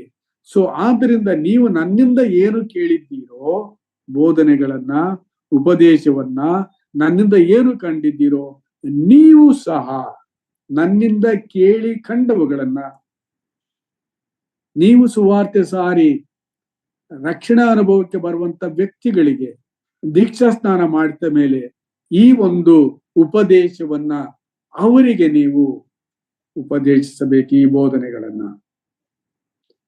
ಸೊ ನೀವು ಹೀಗೆ ಮಾಡುವುದಾಗಿದ್ದರೆ ನೀವು ಎಲ್ಲಾ ದೇಶ ಜನರಿಗೆ ಹೋಗಿ ಸುವಾರ್ತೆಯನ್ನು ಸಾರಿ ಶಿಷ್ಯರನ್ನಾಗಿ ಮಾಡಿ ದೀಕ್ಷಾ ಸ್ನಾನ ಮಾಡಿಸಿ ಅವರನ್ನು ನಾನು ನಿಮಗೆ ಹೇಳಿದ ಉಪದೇಶದಲ್ಲಿ ನೀವು ಅವರನ್ನ ಬೆಳೆಸುತ್ತಾ ಬಂದರೆ, ನೋಡಿರಿ, ಯುಗದ ಸಮಾಪ್ತಿಯವರೆಗೆ ಎಲ್ಲಾ ದಿವಸ ನಿಮ್ಮ ಸಂಗಡ ಇರುವೆನು. ಮೊದಲನೇ 18ನೇ ವಚನದಲ್ಲಿ ಪ್ರಾರಂಭದಲ್ಲಿ ಹೇಳ್ತಾನೆ, ಎಲ್ಲಾ ಅಧಿಕಾರ ನನಗೆ ಕೊಡಲ್ಪಟ್ಟಿದೆ, ನಾನು ನಿಮಗೆ ಅಧಿಕಾರ ಕೊಡ್ತಾ ಇದ್ದೀನಿ, ಹೋಗಿರಿ, ಲೋಕದ ಎಲ್ಲಾ ಕಡೆ ಸುವಾರ್ತೆಯನ್ನು ಸಾರಿರಿ, ಶಿಷ್ಯರನ್ನಾಗಿ ಮಾಡ್ರಿ, ಬೋಧಿಸಿರಿ ಅವರಿಗೆ ನಾನು ಹೇಳಿದ್ದನ್ನ. ಆಗ ನಾನು ನೋಡಿರಿ, ನಾನು ಯುಗದ ಸಮಾಪ್ತಿಯವರೆಗೂ ನಿಮ್ಮ ಸಂಗಡ ಇರುವೆನು. I am with you always till the end. ಇಲ್ಲಿ ಅರಿಯಬೇಕಾದದೇನಂತ ಹೇಳಿದ್ರೆ, ಪ್ರಿಯ ಸಹೋದರ ಸಹೋದರಿ, ಈ ಯೇಸುವಿನ ಕಾರ್ಯ ಏನಿದೆ, ರಕ್ಷಣಾ ಕಾರ್ಯ, ಸುವಾರ್ತೆಯನ್ನು ಸಾರುವಂತ ಕಾರ್ಯ, ಸುವಾರ್ತೆಯನ್ನ ಸಾರಿ ಜನರಿಗೆ ದೀಕ್ಷಾಸ್ನಾನ ಮಾಡಿಸುವ ಕಾರ್ಯ, ಅವರಿಗೆ ಬೋಧಿಸಿ ಅವರನ್ನ ಶಿಷ್ಯರನ್ನಾಗಿ ಮಾಡುವಂತ ಕಾರ್ಯ ಏನಿದೆ, ಇದು ನಾವು ದೇವರ ಕಾರ್ಯದೊಟ್ಟಿಗೆ ನಮ್ಮ ಸಮ್ಮತಿಯನ್ನ, ನಮ್ಮ ಪಾಲುಗಾರಿಕೆಯನ್ನು ಸೂಚಿಸುವುದು. ಈ ಕಾರ್ಯ ನೀವೇ ಮಾಡಬೇಕಾಗಿಲ್ಲ, ನಾನೊಬ್ಬನೇ ಮಾಡುವುದಲ್ಲ. ಈ ಕಾರ್ಯ ಮಾಡುವಾಗಲೆಲ್ಲ, ನಾನೊಬ್ಬರಿಗೆ ಸುವಾರ್ತೆ ಹೇಳುವಾಗ, ನಾನೊಬ್ಬರಿಗೆ ಬೋಧಿಸುವಾಗ, ನಾನೊಬ್ಬರಿಗೆ ದೀಕ್ಷಾಸ್ನಾನ ಕೊಡಿಸುವಾಗ, ಈ ಎಲ್ಲಾ ಕಾರ್ಯ ನಾನೇ ಮಾಡ್ತಲ್ಲ, ನನ್ನ ಜೊತೆಯಲ್ಲಿ, ನಮ್ಮ ಜೊತೆಯಲ್ಲಿ ಯೇಸು ಕ್ರಿಸ್ತನು ತಾನೇ ಇದ್ದಾನೆ. ಇದು ಆತನ ಕಾರ್ಯ. ಈ ಕಾರ್ಯವನ್ನು ಪ್ರಾರಂಭ ಮಾಡಿದವನು ಯೇಸು ಕ್ರಿಸ್ತನು, ಅದರ ಮುಕ್ತಾಯಕನು ಆತನು. ಆತನು ಈಗ ಪ್ರತ್ಯಕ್ಷವಾಗಿ ಈ ಲೋಕದಲ್ಲಿಲ್ಲ, ಆದರೆ ಪರೋಕ್ಷವಾಗಿ ನಮ್ಮೊಂದಿಗಿದ್ದಾನೆ. ನಾನು ಸುವಾರ್ತೆ ಸಾರುವಾಗ ಆ ಸುವಾರ್ತೆ ಸಾರಬೇಕನ್ನುವಂತ ಮನಸ್ಸು ಆತನು ನನಗೆ ಕೊಡುತ್ತಾನೆ. ಹೇಗೆ ಸಾರಬೇಕನ್ನುವಂತ ಪದಗಳನ್ನ, ಉಪದೇಶವನ್ನು ಆತ ನನಗೆ ಕೊಡುತ್ತಾನೆ. ದೀಕ್ಷಾಸ್ನಾನ ಮಾಡಿಸಬೇಕು ಅನ್ನುವಂತಹ ಮನಸ್ಸು ನನಗೆ ಕೊಡುತ್ತಾನೆ. ನಾನು ಅವರಿಗೆ ಬೋಧಿಸಬೇಕು, ಯೇಸು ನನಗೆ ಏನು ಕಲಿಸಿದ್ದನೋ ಅದನ್ನ ನಾನು ಇತರರಿಗೆ ಬೋಧಿಸಬೇಕನ್ನುವಂಥದ್ದನ್ನ ಆತನು ನನಗೆ ಹೇಳುತ್ತಾನೆ. ಸೊ ಆದ್ರಿಂದ ಈ ಸುವಾರ್ಥ ಸೇವೆ, ಪಾರ್ಟ್ನರ್ಶಿಪ್, ಇದರ ಇನಿಷಿಯೇಟರ್, ಇದರ ಆರಂಭಿಕನು ದೇವರೇ. ಯೇಸುವು ಕೊಟ್ಟಂತ ಆಜ್ಞೆಗಳನ್ನ ನಾವು ಕೈಕೊಂಡು ನಡೆಯುವಾಗ ಶಕ್ತಿ ಸಾಮರ್ಥ್ಯವನ್ನು ಕೊಡುವ ಆತನು. ಆತನು ನೋಡ್ರಿ, 18 ವರ್ಷದಲ್ಲಿ ಎಲ್ಲಾ ಅಧಿಕಾರ ಕೊಡಲ್ಪಟ್ಟಿದೆ. ನೀವು ಎಲ್ಲಿಗೆ ಹೋಗಬೇಕು, ಯಾರಿಗೆ ಸುವಾರ್ತೆ ಹೇಳಬೇಕು, ಯಾವಾಗ ಹೇಳಬೇಕು, ಹೇಗೆ ಹೇಳಬೇಕನ್ನುವಂತ ಅಧಿಕಾರ ನಮಗೆ ಯೇಸು ಕ್ರಿಸ್ತನಿಂದ ಬರುತ್ತದೆ. ಆದ್ರಿಂದ ಪ್ರಿಯ ಸಹೋದರ ಸಹೋದರಿ, ನೀವು ಬೇರೆಯವರಿಗೆ ಸುವಾರ್ತೆ ಹೇಳುವಾಗ ನೀವು ಸಿದ್ಧ ಮಾಡಿಕೊಳ್ತೀರಿ, ನಿಜ. ನೀವು ಅದನ್ನ ಹೇಳುವ ರೀತಿಗೋಸ್ಕರವಾಗಿ ನಿಮ್ಮನ್ನ ನೀವು ಸಿದ್ಧಪಡಿಸ್ಕೊಳ್ತೀರಿ, ನಿಜ. ಆದರೆ ಹೇಳಬೇಕಾದಂತ ವಿಷಯಗಳನ್ನ ಹೇಳಬೇಕಾದ ರೀತಿಯಲ್ಲಿ ಕೊಡುವಾತನು ಆತನು. So you have to depend when you witness for Christ. ಕ್ರಿಸ್ತನಿಗೆ ನೀನು ಸುವಾರ್ತೆಯನ್ನು ಹೇಳುವುದಕ್ಕೆ ಹೋಗುವಾಗ ನಿನ್ನ ಮೇಲೆ ಹಾಕಿಕೊಳ್ಳುವುದಕ್ಕಿಂತ ಈ ಕಾರ್ಯ, ಈ ಜವಾಬ್ದಾರಿಕನ್ನು ದೇವರು ನನಗೆ ಕೊಟ್ಟಿದ್ದಾನೆ ಅನ್ನುವಂತ ಪರಿಪೂರ್ಣ ತಿಳುವಳಿಕೆಯಿಂದ ಮಾಡಬೇಕಾಗ್ತದೆ. ಯಾಕಂತ ಹೇಳಿದ್ರೆ ನಮ್ಮ ಜೊತೆಯಲ್ಲಿ ದೇವರಿದ್ದಾನೆ. ಒಂದು ವೇಳೆ ನೀನು ಸುವಾರ್ತೆ ಹೇಳುವುದಕ್ಕೆ ಒಂದು ಸ್ಥಳಕ್ಕೆ ಹೋದೆ, ಒಬ್ಬ ವ್ಯಕ್ತಿಯ ಭೇಟಿ ಆಗ್ಲಿಕ್ಕೆ ಹೋದೆ, ಆ ವ್ಯಕ್ತಿ ನಿಮಗೆ ಗೊತ್ತಿರ್ಲಿಕ್ಕಿಲ್ಲ, ಅಥವಾ ಆ ವ್ಯಕ್ತಿ ಹೊಸಬನಾಗಿರ್ಬೋದು. ಆದ್ರೆ ಕ್ರಿಸ್ತನಿಗೆ ಆತನು ಹೊಸಬನಲ್ಲ, ಆತನ ಪರಿಚಯ, ದೇವರು ನಿನ್ನ ಜೊತೆಯಲ್ಲಿ ಇರ್ತಾನೆ. ಸೊ ನೀವ್ ನೋಡ್ರಿ, ಒಂದು ಬೈಬಲಿನ ಒಂದು ಉದಾಹರಣೆ, ಸೌಲನ ಹೆಸರು ಕೇಳಿದರೆ ಅವನ ಕಾಲದಲ್ಲಿ, ಅಂದ್ರೆ ತಾರ್ಷೀಷನ ಸೌಲ, ಅಪೊಸ್ತಲರ ಕೃತ್ಯಗಳಲ್ಲಿ ಬರೆದಂತ ಈ ಸೌಲನ ಹೆಸರು ಕೇಳಿದ್ರೆ ಜನರಿಗೆ ನಡಕ ಉಂಟಾಗ್ತದೆ. ಯಾಕಂತ ಹೇಳಿದ್ರೆ ಆ ದಿನಗಳಲ್ಲಿ ಅವನು ಕ್ರೈಸ್ತರಲ್ಲಿ ಭಯಂಕರವಾದಂತ ಭಯವನ್ನು ಹುಟ್ಟಿಸಿದಂತ ವ್ಯಕ್ತಿ ಆತನಾಗಿದ್ದ. ಆತನ ಬಳಿಗೆ ಸಾಧಾರಣವಾಗಿ ಆತನ ಹೆಸರು ಕೇಳಿದ್ರೇನೆ ಜನರಿಗೆ ಭಯ ಆಗ್ತಾ ಇತ್ತು. ಅಂತ ಸಂದರ್ಭದಲ್ಲಿ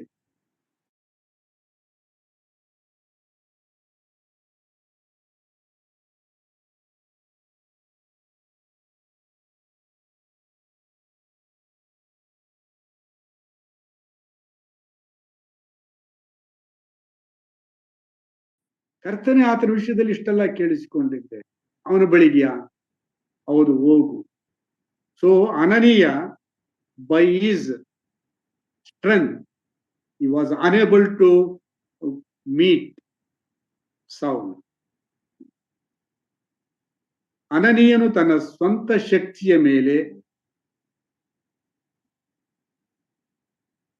ಸೌಲನನ್ನ ಸಂಧಿಸುವುದಕ್ಕೆ ಅವನಿಗೆ ಕಷ್ಟ. ಆದರೆ ಯೇಸು ಕ್ರಿಸ್ತನ ಶಕ್ತಿ, ಆತ್ಮನ ಶಕ್ತಿ ತನ್ನ ಮೇಲೆ ಬಂದಾಗ ಆತನು ಧೈರ್ಯವಾಗಿ ದೇವರು ಹೇಳಿದ ಸ್ಥಳಕ್ಕೆ ಹೋಗಿ ಅವನ ಮನೆಯಲ್ಲಿ ಸಂಧಿಸ್ತಾನೆ. ಯೋಚನೆ ಮಾಡ್ರಿ, ನಾನು ನೀನಾಗಿದ್ದ ಪಕ್ಷದಲ್ಲಿ ಆಲ್ರೆಡಿ ಇದೆ ಟೆರರಿಸ್ಟ್. ಸುವಾರ್ತೆಗೆ ಕಂಡ್ರೆ ಅವನು ಮಹಾ ವಿರೋಧಿ. ಅದರಲ್ಲೂ ಅವನಿರುವ ಮನೆಯಲ್ಲಿ ಹೋಗುವುದಾಗಿದ್ರೆ ಇಟ್ ಈಸ್ ಹೈಲಿ ಇಂಪಾಸಿಬಲ್. ನಮ್ಮ ಶಕ್ತಿಯ ಮೇಲೆ, ಜ್ಞಾನದ ಮೇಲೆ ಆಗದ ಕೆಲಸ.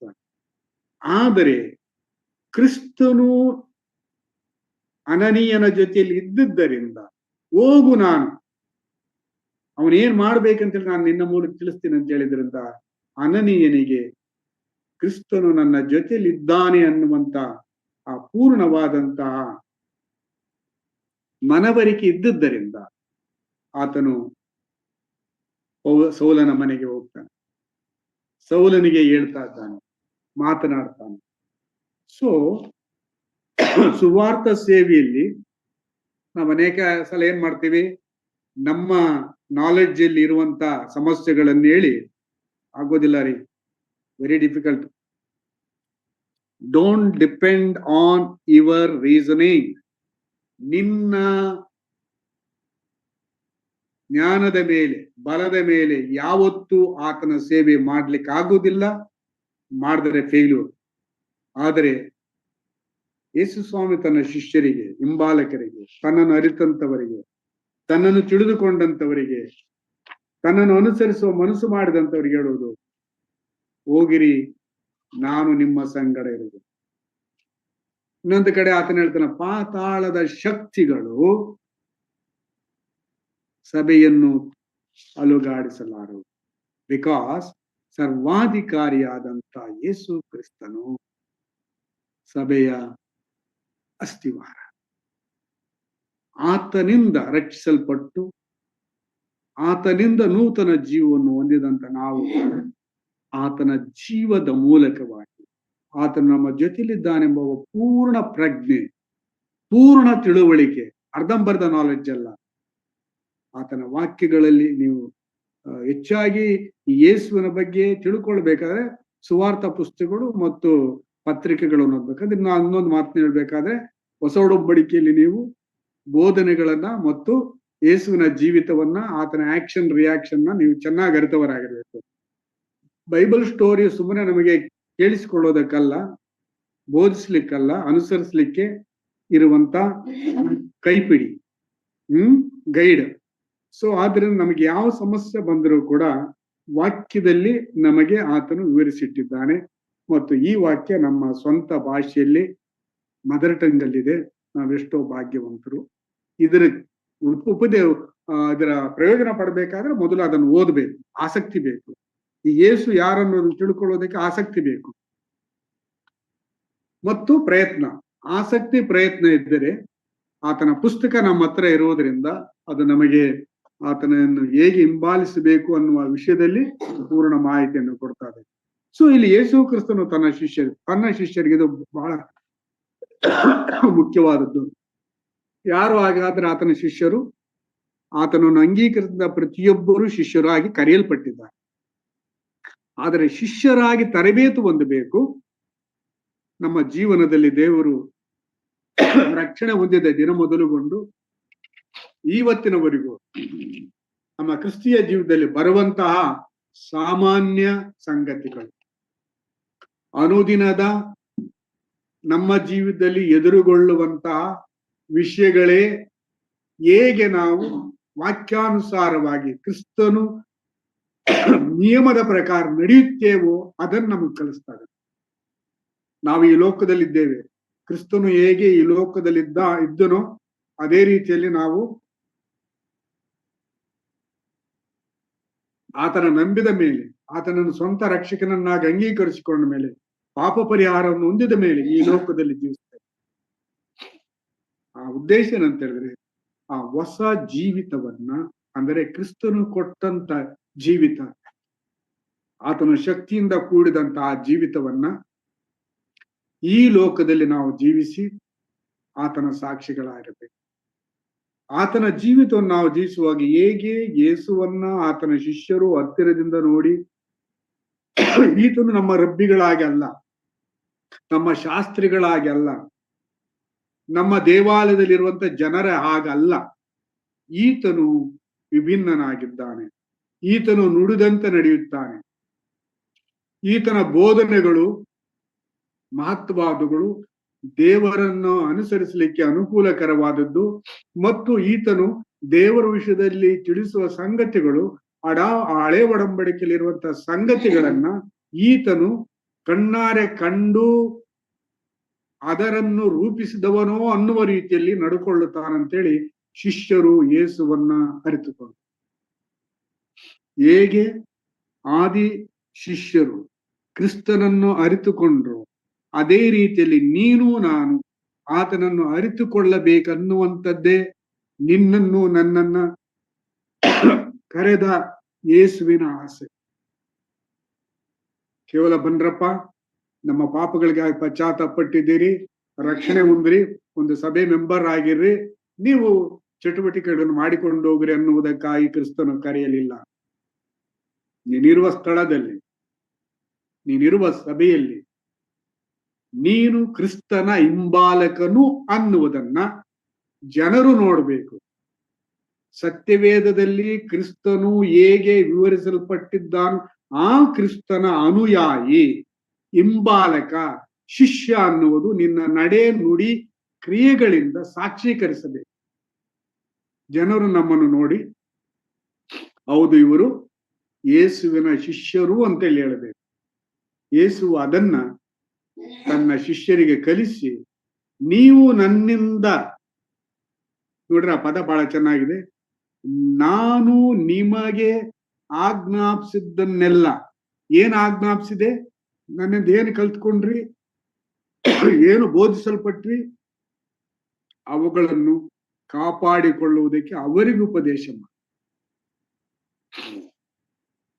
So this is very important. Yesu ಕ್ರಿಸ್ತನನ್ನ ನೋಡಿದ ಶಿಷ್ಯರು, ಆತನಿಂದ ಕಲಿತ ಶಿಷ್ಯರು, ಆತನಾಗೆ ನಡೆದು ಅದನ್ನೇ ತಮ್ಮ ಮೂಲಕವಾಗಿ ಕ್ರಿಸ್ತನನ್ನು ನಂಬುವಂತ ಜನರಿಗೆ ಬೋಧಿಸಿ ಶಿಷ್ಯರನ್ನಾಗಿ ಮಾಡಬೇಕು. ಶಿಷ್ಯರಾಗುವಂಥದ್ದು, ಒಂದು ವೇಳೆ ಕ್ರಿಸ್ತನನ್ನು ನಾವು ಸ್ವಂತ ರಕ್ಷಕನನ್ನಾಗಿ ಅಂಗೀಕಾರ ಮಾಡಿದಾಗ, ಆತನ ಹಿಂಬಾಲಕರಾಗಿ ಅನಿಸಿಕೊಂಡ್ರೂ ಕೂಡ ನಾವು ಆತನ ಹಿಂಬಾಲಿಸುವುದರಲ್ಲಿ ಬೆಳೆಯುತ್ತಾ ಬೆಳೆಯುತ್ತಾ ಬೆಳೆಯುತ್ತಾ ಹೋಗ್ತೀವಿ. ಯೇಸು ಕ್ರಿಸ್ತನ ಜೊತೆಯಲ್ಲಿ 3.5 ವರ್ಷಗಳ ಕಾಲ ಆತನ ಸಂಪರ್ಕದಲ್ಲಿದ್ದರು. ನಾವು ಕ್ರಿಸ್ತನನ್ನು ಅಂಗೀಕಾರ ಮಾಡಿದ್ಮೇಲೆ ಆತನ ಸಂಪರ್ಕದಲ್ಲಿರಬೇಕು, ಆತನ ವಾಕ್ಯಗಳು ನಮ್ಮಲ್ಲಿರಬೇಕು, ನಾವು ಆತನಲ್ಲಿರಬೇಕು, ಆತನ ಮಾತುಗಳನ್ನು ನಾವು ಕೈಕೊಂಡು ನಡೆಯಬೇಕು. ಆಗ ನಾವು ಶಿಷ್ಯರಾಗ್ತೀವಿ. ಈ ಲೋಕದಲ್ಲಿ ವರ್ಲ್ಡ್ ವ್ಯೂ, ಪ್ರಪಂಚದ ನಿಯಮಗಳು, ರೀತಿ ರಿವಾಜುಗಳು ಒಂದು ರೀತಿ ಇದೆ, ಸತ್ಯವೇದದ ನಿಯಮಗಳು ಒಂದು ರೀತಿ ಇದೆ. ಸತ್ಯವೇದದ ನಿಯಮಗಳಿಗೆ ಅನುಸಾರವಾಗಿ ನಾವು ನಮ್ಮ ಪ್ರಪಂಚದ ನೀತಿ ನಿಯಮಗಳನ್ನ ಅವುಗಳಿಗೆ ನಾವು ಹೊಂದಿಕೊಂಡು ಸತ್ಯವೇದ ನಿಯಮಗಳನ್ನ ಪಾಲಿಸುವರಾಗಿರಬೇಕು. ಇದು ಶಿಷ್ಯರು. ಸೊ ಆದ್ದರಿಂದ ಈ ಒಂದು ನಿಯೋಗವನ್ನ, ಈ ಒಂದು ಮಿಷನ್ ಅನ್ನ ಯೇಸು ಸ್ವಾಮಿ ತನ್ನ ಶಿಷ್ಯರಿಗೆ ಕೊಟ್ಟಿದ್ದ, ಬೇರೆಯವರು ಕೊಡ್ಲಿಲ್ಲ. ತನ್ನ ಹಿಂಬಾಲಿಸಿದಂಥವ್ರು 3 ವರ್ಷಗಳ ಕಾಲ ಯಾರು ಹಿಂಬಾಲಿಸಿದ ಅವರನ್ನು ಕರೆದು, ನಾನು ನಿಮ್ಮನ್ನ ಕಳಿಸಿಕೊಡ್ತೀನಿ, ಹೇಗೆ ತಂದೆಯು ನನ್ನನ್ನು ಕಳಿಸಿಕೊಟ್ಟನೋ ನಾನ್ ನಿಮ್ಮನ್ನು ಕಳಿಸಿಕೊಡ್ತಾ ಇದ್ದೀನಿ. ಯಾಕಂತೇಳಿ ಇನ್ನು ಮೇಲೆ ನಾನು ಈ ಲೋಕದಲ್ಲಿ ಇರುವುದಿಲ್ಲ, ನಿಮ್ಮನ್ನು ನಂಬುವಂತವನು ನನ್ನನ್ನು ನಂಬುತ್ತಾನೆ, ನಿಮ್ಮ ಮಾತನ್ನು ಕೇಳುವವನು ನನ್ನ ಮಾತನ್ನು ಕೇಳ್ತಾನೆ. ನೋಡ್ರಿ, ಯೇಸುವಿನ ಆ ಮಾತುಗಳು ಬಹಳ ಪ್ರಮುಖವಾದದ್ದು. ನಿಮ್ಮನ್ನು ನಂಬಿದರೆ ಕ್ರಿಸ್ತನನ್ನು ನಂಬುತ್ತಾರಂತೆ, ನಿಮ್ಮ ಮಾತುಗಳಿಗೆ ವಿಧೇಯರಾದರೆ ಕ್ರಿಸ್ತನ ಮಾತುಗಳಿಗೆ ವಿಧೇಯರಾಗ್ತಾರೆ. ನಿಮ್ಮನ್ನು ಸೇರಿಸಿಕೊಳ್ಳುವವನು ಕ್ರಿಸ್ತನನ್ನು ಸೇರಿಸಿಕೊಳ್ಳುತ್ತಾನೆ. ನೋಡ್ರಿ, ಎಂಥ ಒಂದು ಈ ಹೋಲಿಕೆಯನ್ನ ಯೇಸು ಸ್ವಾಮಿ ತನ್ನ ಶಿಷ್ಯರಿಗೆ ಕೊಟ್ಟಿದ್ದಾನೆ. ಆದ್ರಿಂದ ಹೊರಟು ಹೋಗಿ ಶಿಷ್ಯರನ್ನಾಗಿ ಮಾಡಿ ಕೆಲಸದಲ್ಲಿ ಹೊರಟು ಹೋಗುವಂತ ಆತನ ಆಳುಗಳೆನಿಸಿಕೊಂಡಂತ, ಆತನ ಶಿಷ್ಯರೆನಿಸಿಕೊಂಡಂತ, ಆತನ ಪಾರುಪತ್ಯಗಾರೆನಿಸಿಕೊಂಡಂತ ನಮ್ಮ ಜವಾಬ್ದಾರಿಕೆ ನಾವು ಆತನು ಹೇಳಿದ್ದನ್ನ ಮಾಡುವುದು. ಆತನು ನಮ್ಮ ಮೂಲಕವಾಗಿ ಮಾಡುತ್ತಾನೆ ಅನ್ನುವುದನ್ನು ನಾವು ಗ್ರಹಿಸಿಕೊಳ್ಳಬೇಕು. We are not the owners of the church. ನಾವು ಸಭೆಯ ಓನರ್ಸ್ ಅಲ್ಲ, ಮಾಲೀಕರಲ್ಲ, ಯಜಮಾನರಲ್ಲ. ನಾವು ಸಭೆಯ ಕೆಲಸಗಾರರು, ಪಾರುಪತ್ಯಗಾರರು. ಇನ್ನೊಂದು ಪದ ಯೇಸುಸ್ವಾಮಿ ಚೆನ್ನಾಗಿ ಹೇಳಿದ್ದಾರೆ, ಮ್ಯಾನೇಜರ್ಸ್. ಮ್ಯಾನೇಜರ್ಸ್ ಅಂತ ಹೇಳಿದ್ರೆ ಅವರು ಓನರ್ಸ್ ಅಲ್ಲ, ಯಜಮಾನನಿಂದ ಆಯ್ಕೆ ಮಾಡಲ್ಪಟ್ಟು ಆತನ ಕಾರ್ಯಗಳನ್ನು ಮಾಡಲಿಕ್ಕೆ ಇವರನ್ನು ಆತನು ಪ್ರತಿನಿಧಿಸಿದ್ದಾನೆ. ಪ್ರತಿನಿಧಿಗಳು. We are paid servants. ನಾವು ಆತನಿಂದ ಪೋಷಿಸಲ್ಪಟ್ಟು ಇಡಲ್ಪಟ್ಟಂತಹ ಸೇವಕರುಗಳು. ಸೊ ನಮ್ಮ ಸುವಾರ್ತೆ ಶಿಷ್ಯರ ಕರ್ತವ್ಯ ಏನಂತ ಹೇಳಿದ್ರೆ, ಹೇಗೆ ಆದಿ ಶಿಷ್ಯರು ಯೇಸುಸ್ವಾಮಿ ಬಾಲಕರು ಆತನು ಹೇಳಿದ ಹಾಗೆ ಮಾಡಿದರು. ಅವರ ಅನೇಕ ವಿರೋಧಿಗಳು ಬಂತು. ಇಸ್ರಾಯೇಲ್ರು ಯಹೂದ್ಯರನ್ನು ಅಷ್ಟು ಸುಲಭವಾಗಿ ಅವರನ್ನು ಬಿಡದೆ ಚೆಚ್ಚಾಗ್ತಾ ಇದ್ರು, ಕೊಲೆಗಳು ಮಾಡ್ಬಿಡ್ತಾ ಇದ್ರು. ಮಾಡಿದ್ರು, ಕೊಲೆ ಮಾಡ್ಲಿಕ್ಕೂ ಇವ್ರು ಕೊಲೆ ಆಗ್ಲಿಕ್ಕೆ ಸಿದ್ಧರಿದ್ರು. ಅವ್ರು ಹೇಳಿದ್ರು, ನಿಮ್ಮ ಮಾತು ಕೇಳ್ಬೇಕಾ, ನಮ್ಮನ್ನ ಕಳಿಸಿದ ಯೇಸು ಕ್ರಿಸ್ತನ ಮಾತು ಕೇಳ್ಬೇಕಾ? ದೇವರ ಮಾತನ್ನು ಕೇಳೋದಕ್ಕಿಂತ ನಿಮ್ಮ ಮಾತನ್ನು ಕೇಳೋದು ಉಚಿತವೋ, ನೀವೇ ಆಲೋಚಿಸ್ಕೊಳ್ರಿ ಅಂತ ಹೇಳಿ ಅವರು ಹಿಂಜಾರಲಿಲ್ಲ, ಸುವಾರ್ತೆಯನ್ನು ಸಾರುತ್ತಾ ಹೋದರು. There is no hindrance to preach the gospel in anywhere this world. ಈ ಪ್ರಪಂಚದಲ್ಲಿ ಯಾವ ವ್ಯಕ್ತಿಗೆ, ಯಾವ ಸ್ಥಳದಲ್ಲಿ ಸುವಾರ್ತೆ ಸಾರೋದಕ್ಕೆ ಯಾವ ಬಂಧನವಿಲ್ಲ. ಆದರೆ ಇದನ್ನು ನಾವು ಮಾಡಬೇಕಾಗಿರೋದು ಆತನ ಮೇಲೆ ಆತುಕೊಂಡು ಆತನು ಹೇಳಿದ ಹಾಗೆ ಈ ಕಾರ್ಯವನ್ನು ನಾವು ಮಾಡಬೇಕಾಗಿದೆ. ಸೊ ಸಭೆಯು ಫೇಲ್ಯೂರ್ ಆಗಿದ್ದು ಮೊದಲನೇದಾಗಿ ಸುವಾರ್ತೆಯನ್ನು ಆತನ ನಿಯಮದ ಪ್ರಕಾರವಾಗಿ ಸಾರುವುದರಲ್ಲಿ ಫೇಲ್ಯೂರ್ ಆಗಿದೆ. ನಮ್ಮ ಒಂದು ಸಭೆಯಲ್ಲ, ಚರಿತ್ರೆ ನೋಡುವಾಗ 2000 ವರ್ಷಗಳಲ್ಲಿ ಇದು ಫೇಲ್ಯೂರ್ ಆಗಿದೆ. ಕಾರಣ, they not depend on knowing Christ better to serve him. ಆತನು ಹೇಳಿದ ರೀತಿಯಲ್ಲಿ ತಿಳುಕೊಳ್ಳುವುದರಲ್ಲಿ ಸೋತಿದೆ. ಎರಡನೇದು, ರಕ್ಷಣೆ ಹೊಂದಿದಂತ ಜನರನ್ನ ಬೆಳೆಸುವುದರಲ್ಲಿ, ಹೇಗೆ ಯೇಸು ಕ್ರಿಸ್ತನು ತಂದೆಯ ಆಜ್ಞೆಗೊಳಗಾಗಿ ತನ್ನ ಶಿಷ್ಯರನ್ನ 3.5 ವರ್ಷಗಳ ಕಾಲ, ಆತನ 17ನೇ ಅಧ್ಯಾಯಕ್ಕೆ ಬರುವಾಗ ಯೋಹಾನ ಬರೆಸುವಾರ್ತೆಯಲ್ಲಿ ಮಾತು ಹೇಳ್ತಾನೆ, ತಂದೆಯೇ ನೀನು ಕೊಟ್ಟ ಇವರಲ್ಲಿ ಒಬ್ಬರನ್ನು ನಾನು ಕಳ್ಕೊಳ್ಳಿಲ್ಲ, ನಾಶನಕ್ಕೆ ಗುರಿಯಾದ ಆ ಮನುಷ್ಯನನ್ನು ಮಾತ್ರ ಕಳೆದುಕೊಂಡೆ. ಸೊ ಆದ್ರಿಂದ ನಾವು ಅರಿಯಬೇಕಾದ ವಿಷಯ ಏನಂತೇಳಿ ಹೇಳಿದ್ರೆ, ನಾವು ಸುವಾರ್ತೆಯನ್ನು ಯಾರಿಂದ ಕೇಳಿದೆವು, ಹೇಗೆ ಅವರು ನಮ್ಮನ್ನು ಬೆಳೆಸಿದ್ರು, ಅಥವಾ ನಾವು ಇಷ್ಟು ವರ್ಷಗಳ ಕಾಲ ಆತನಲ್ಲಿ ಬೆಳೆಯುತ್ತಾ ಬರುವುದಕ್ಕೆ ಏನೆಲ್ಲ ರೀತಿಯಲ್ಲಿ ದೇವರು ಏನೆಲ್ಲ ಸಂಪನ್ಮೂಲಗಳನ್ನ, ವ್ಯಕ್ತಿಗಳನ್ನ ನಮ್ಮ ಒಳಿತಿಗಾಗಿ ಉಪಯೋಗಿಸ್ತೋ, ಇದನ್ನ ನಾವು ತಿಳ್ಕೊಂಡು ಆತನು ನಮಗೆ ಮಾಡಿದ ಹಾಗೆ ನಾವು ಕೂಡ ಸುವಾರ್ತೆಯನ್ನು ಸಾರಿ ನಾವು ಕಾರ್ಯದ ಸುವಾರ್ತೆಯ ಮೂಲಕ ಕ್ರಿಸ್ತನನ್ನು ನಂಬುವಂತವರನ್ನ ನಾವು ಅದೇ ರೀತಿಯಲ್ಲಿ ಬೆಳೆಸುವ ಹಂಗಿನಲ್ಲಿ ನಾವಿದ್ದೇವೆ. ಸೊ ಯೇಸುಸ್ವಾಮಿ ಹೇಳಿದಂತ ಈ ಮಾತುಗಳನ್ನ ನಾವು ಗಂಭೀರವಾಗಿ ಅವಲೋಕಿಸೋಣ. ಆತನು ಬೇರೆ ಯಾರಿಗೆ ಹೇಳಿಲ್ಲ, ಈ ಆಜ್ಞೆ ಕೊಟ್ಟದ್ದು ಶಿಷ್ಯರಿಗೆ. So those who follows. ಇವತ್ತು ನಾನು ನೀನು ಆತನನ್ನ ನಿಜವಾಗಿ ಹಿಂಬಾಲಿಸ್ತಿದ್ದೇವೆ ಅಂತ ಹೇಳಿದ್ರೆ ಈ ಮಾತುಗಳು, ಈ ಆಜ್ಞೆ ನಮಗೆ, ನೀವು ಹೊರಟು ಹೋಗಿ ಎಲ್ಲಾ ದೇಶಗಳ ಜನರನ್ನು ಶಿಷ್ಯರನ್ನಾಗಿ ಮಾಡ್ರಿ, ನಾನು ಕಳಿಸಿದ್ದೇನೆ. ಯಾವ ಆತನಲ್ಲಿ ಸರ್ವ ಅಧಿಕಾರವಿದೆಯೋ ಆತನು ಹೇಳೋ ಮಾತು, ನೀವು ಹೊರಟು ಹೋಗಿ ಎಲ್ಲಾ ದೇಶಗಳ ಜನರನ್ನು ಶಿಷ್ಯರನ್ನಾಗಿ ಮಾಡ್ರಿ, ಅವರಿಗೆ ತಂದೆ ಮಗ ಪರಿಶುದ್ಧಾತ್ಮನಲ್ಲಿ ದೀಕ್ಷಾ ಸ್ನಾನ ಮಾಡಿಸಿರಿ, ನಾನು ನಿಮಗೆ ಆಜ್ಞಾಪಿಸಿದ್ದನ್ನೆಲ್ಲ ಕಾಪಾಡಿಕೊಳ್ಳುವುದಕ್ಕೆ ಅವರಿಗೆ ಉಪದೇಶ ಮಾಡ್ರಿ. ಸೊ ನಾವು ಆತನ ಸಾಕ್ಷಿಗಳಾಗಿ ಈ ಲೋಕದಲ್ಲಿ ಇರುವುದಕ್ಕಾಗಿ ಕರೆಯಲ್ಪಟ್ಟಿದ್ದೇವೆ. ಅದಕ್ಕಾಗಿ ಪೌಲನು ಹೋದ್ಸಲ ನಾವು ಆಲೋಚನೆ ಮಾಡಿದಂತ ವಚನದಲ್ಲಿ ಆತನು ಹೇಳ್ತಾನೆ, 1 ಕೊರಿಂಥದವರಿಗೆ ಬರೆದ ಪತ್ರದಲ್ಲಿ, ನೀವು ನಿಮ್ಮ ಸ್ವಂತ ಸೊತ್ತಲ್ಲ, ಕ್ರಯಕ್ಕೆ ಕೊಳ್ಳಲ್ಪಟ್ಟವರು. ನೀವು ನಿಮ್ಮ ಸ್ವಂತ ಸೊತ್ತಲ್ಲ, 1 ಕೊರಿಂಥ 6:20. ನೀವು ಕ್ರಯಕ್ಕೆ ಕೊಳ್ಳಲ್ಪಟ್ಟವರು. ಸೊ ಯೇಸುವಿನ ಸೇವಕ, ಹಿಂಬಾಲಕ, ನೀವೇನಾದ್ರೂ ಹೆಸರುಗಳು ಕರೀರಿ, ಎಲ್ಡರ್, ಡೀಕನ್, ಎವ್ಯಾಂಜಲಿಸ್ಟ್, ಬಿಷಪ್, ಪಾಸ್ಟರ್, ಏನ್ ಹೆಸರ ದಾಮಿನಿ ಕಲ್ಚರ್ ಏನಾದ್ರೂ ಕೊಡಿ ಪದವಿ, ನಾವೆಲ್ಲರೂ ಆತನ ಶಿಷ್ಯರು. ಆತನಿಂದ ಕಲಿತು ಅಭ್ಯಾಸಿಸಿ ಅದರಂತೆ ನಡೆದು ಇತರರನ್ನು ಶಿಷ್ಯರನ್ನಾಗಿ ಮಾಡುವುದಕ್ಕೆ ಆತನಿಂದ ನೇಮಿಸಲ್ಪಟ್ಟಂತವರು ಎಂಬುದನ್ನ ನಾವು ಗಮನದಲ್ಲಿಟ್ಟುಕೊಳ್ಳುವುದಾಗಿದ್ದರೆ ನಮ್ಮ ಸಭೆಯಲ್ಲಿ ಬದಲಾವಣೆ ಬರ್ತದೆ, ನಮ್ಮ ಮನೆಗಳಲ್ಲಿ ಕ್ರೈಸ್ತ ಕುಟುಂಬಗಳಲ್ಲಿ ಬದಲಾವಣೆ ಬರ್ತದೆ, ಮತ್ತು ನಮ್ಮ ವೈಯಕ್ತಿಕ ಜೀವಿತದಲ್ಲಿ ಬದಲಾವಣೆ ಬರ್ತದೆ. ಆದ್ದರಿಂದ ಪ್ರಿಯರೇ, ನಾನು ನಿಮ್ಮನ್ನು ಪ್ರೋತ್ಸಾಹ ಅಂತ ಹೇಳಿದ್ರೆ, read the word of god.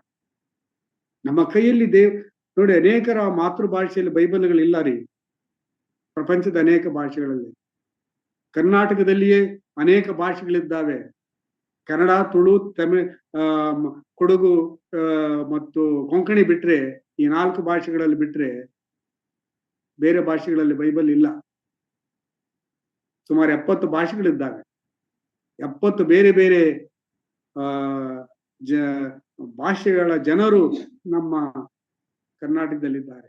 How we are privileged, ಎಷ್ಟು ನಾವು ಭಾಗ್ಯವಂತರು. ಅದರಲ್ಲೂ ನಮ್ಮ ಕೈಯಲ್ಲಿ ಬೈಬಲ್ ಇದೆ. ಪ್ರತಿ ದಿವಸ ನಾವು ಕೈಯಲ್ಲಿ ಇಟ್ಕೊಳ್ತೀವಿ, ನಮ್ಮ ಮನೆಗಳಲ್ಲಿ ಇಟ್ಕೊಳ್ತೀವಿ, ಸಭೆಗಳಿಗೆ ತರ್ತೀವಿ. ಆದರೆ ನಾವು ಇದನ್ನು ಎಷ್ಟರ ಮಟ್ಟಿಗೆ ಆಸಕ್ತಿಯಿಂದ ಓದ್ತೀವಿ, ಆಸಕ್ತಿಯಿಂದ ಕೇಳ್ತೀವಿ, ಆಸಕ್ತಿಯಿಂದ ಅನುಸರಿಸ್ತೀವಿ, ಅದು ನಮ್ಮ ಕ್ರೈಸ್ತ ಜೀವಿತವನ್ನು ರೂಪಿಸ್ತದೆ. ಆದ್ದರಿಂದ ಯೇಸುವಿನ ಒಳ್ಳೆ ಶಿಷ್ಯರಾಗೋಣ. ಆತನು ಕೊಟ್ಟ ಜವಾಬ್ದಾರಿಕೆ ನೀವು ಈ ಕೆಲಸ ಮಾಡದೆ ಹೋದ್ರೆ ಬೇರೆಯವರು ಮಾಡ್ಲಿಕ್ಕೆ ಆಗೋದಿಲ್ಲ. ಕಾರಣ ಅವರು ಯೇಸುವನ್ನ ಹಿಂಬಾಲಿಸ್ಲಿಲ್ಲ. ಆದ್ರಿಂದ ನಾನು ಅದನ್ನು ತಿಳ್ಕೊಂಡ ರೀತಿಯಲ್ಲಿ ಬೇರೆಯವರು ತಿಳ್ಕೊಳ್ಳಿಲ್ಲ.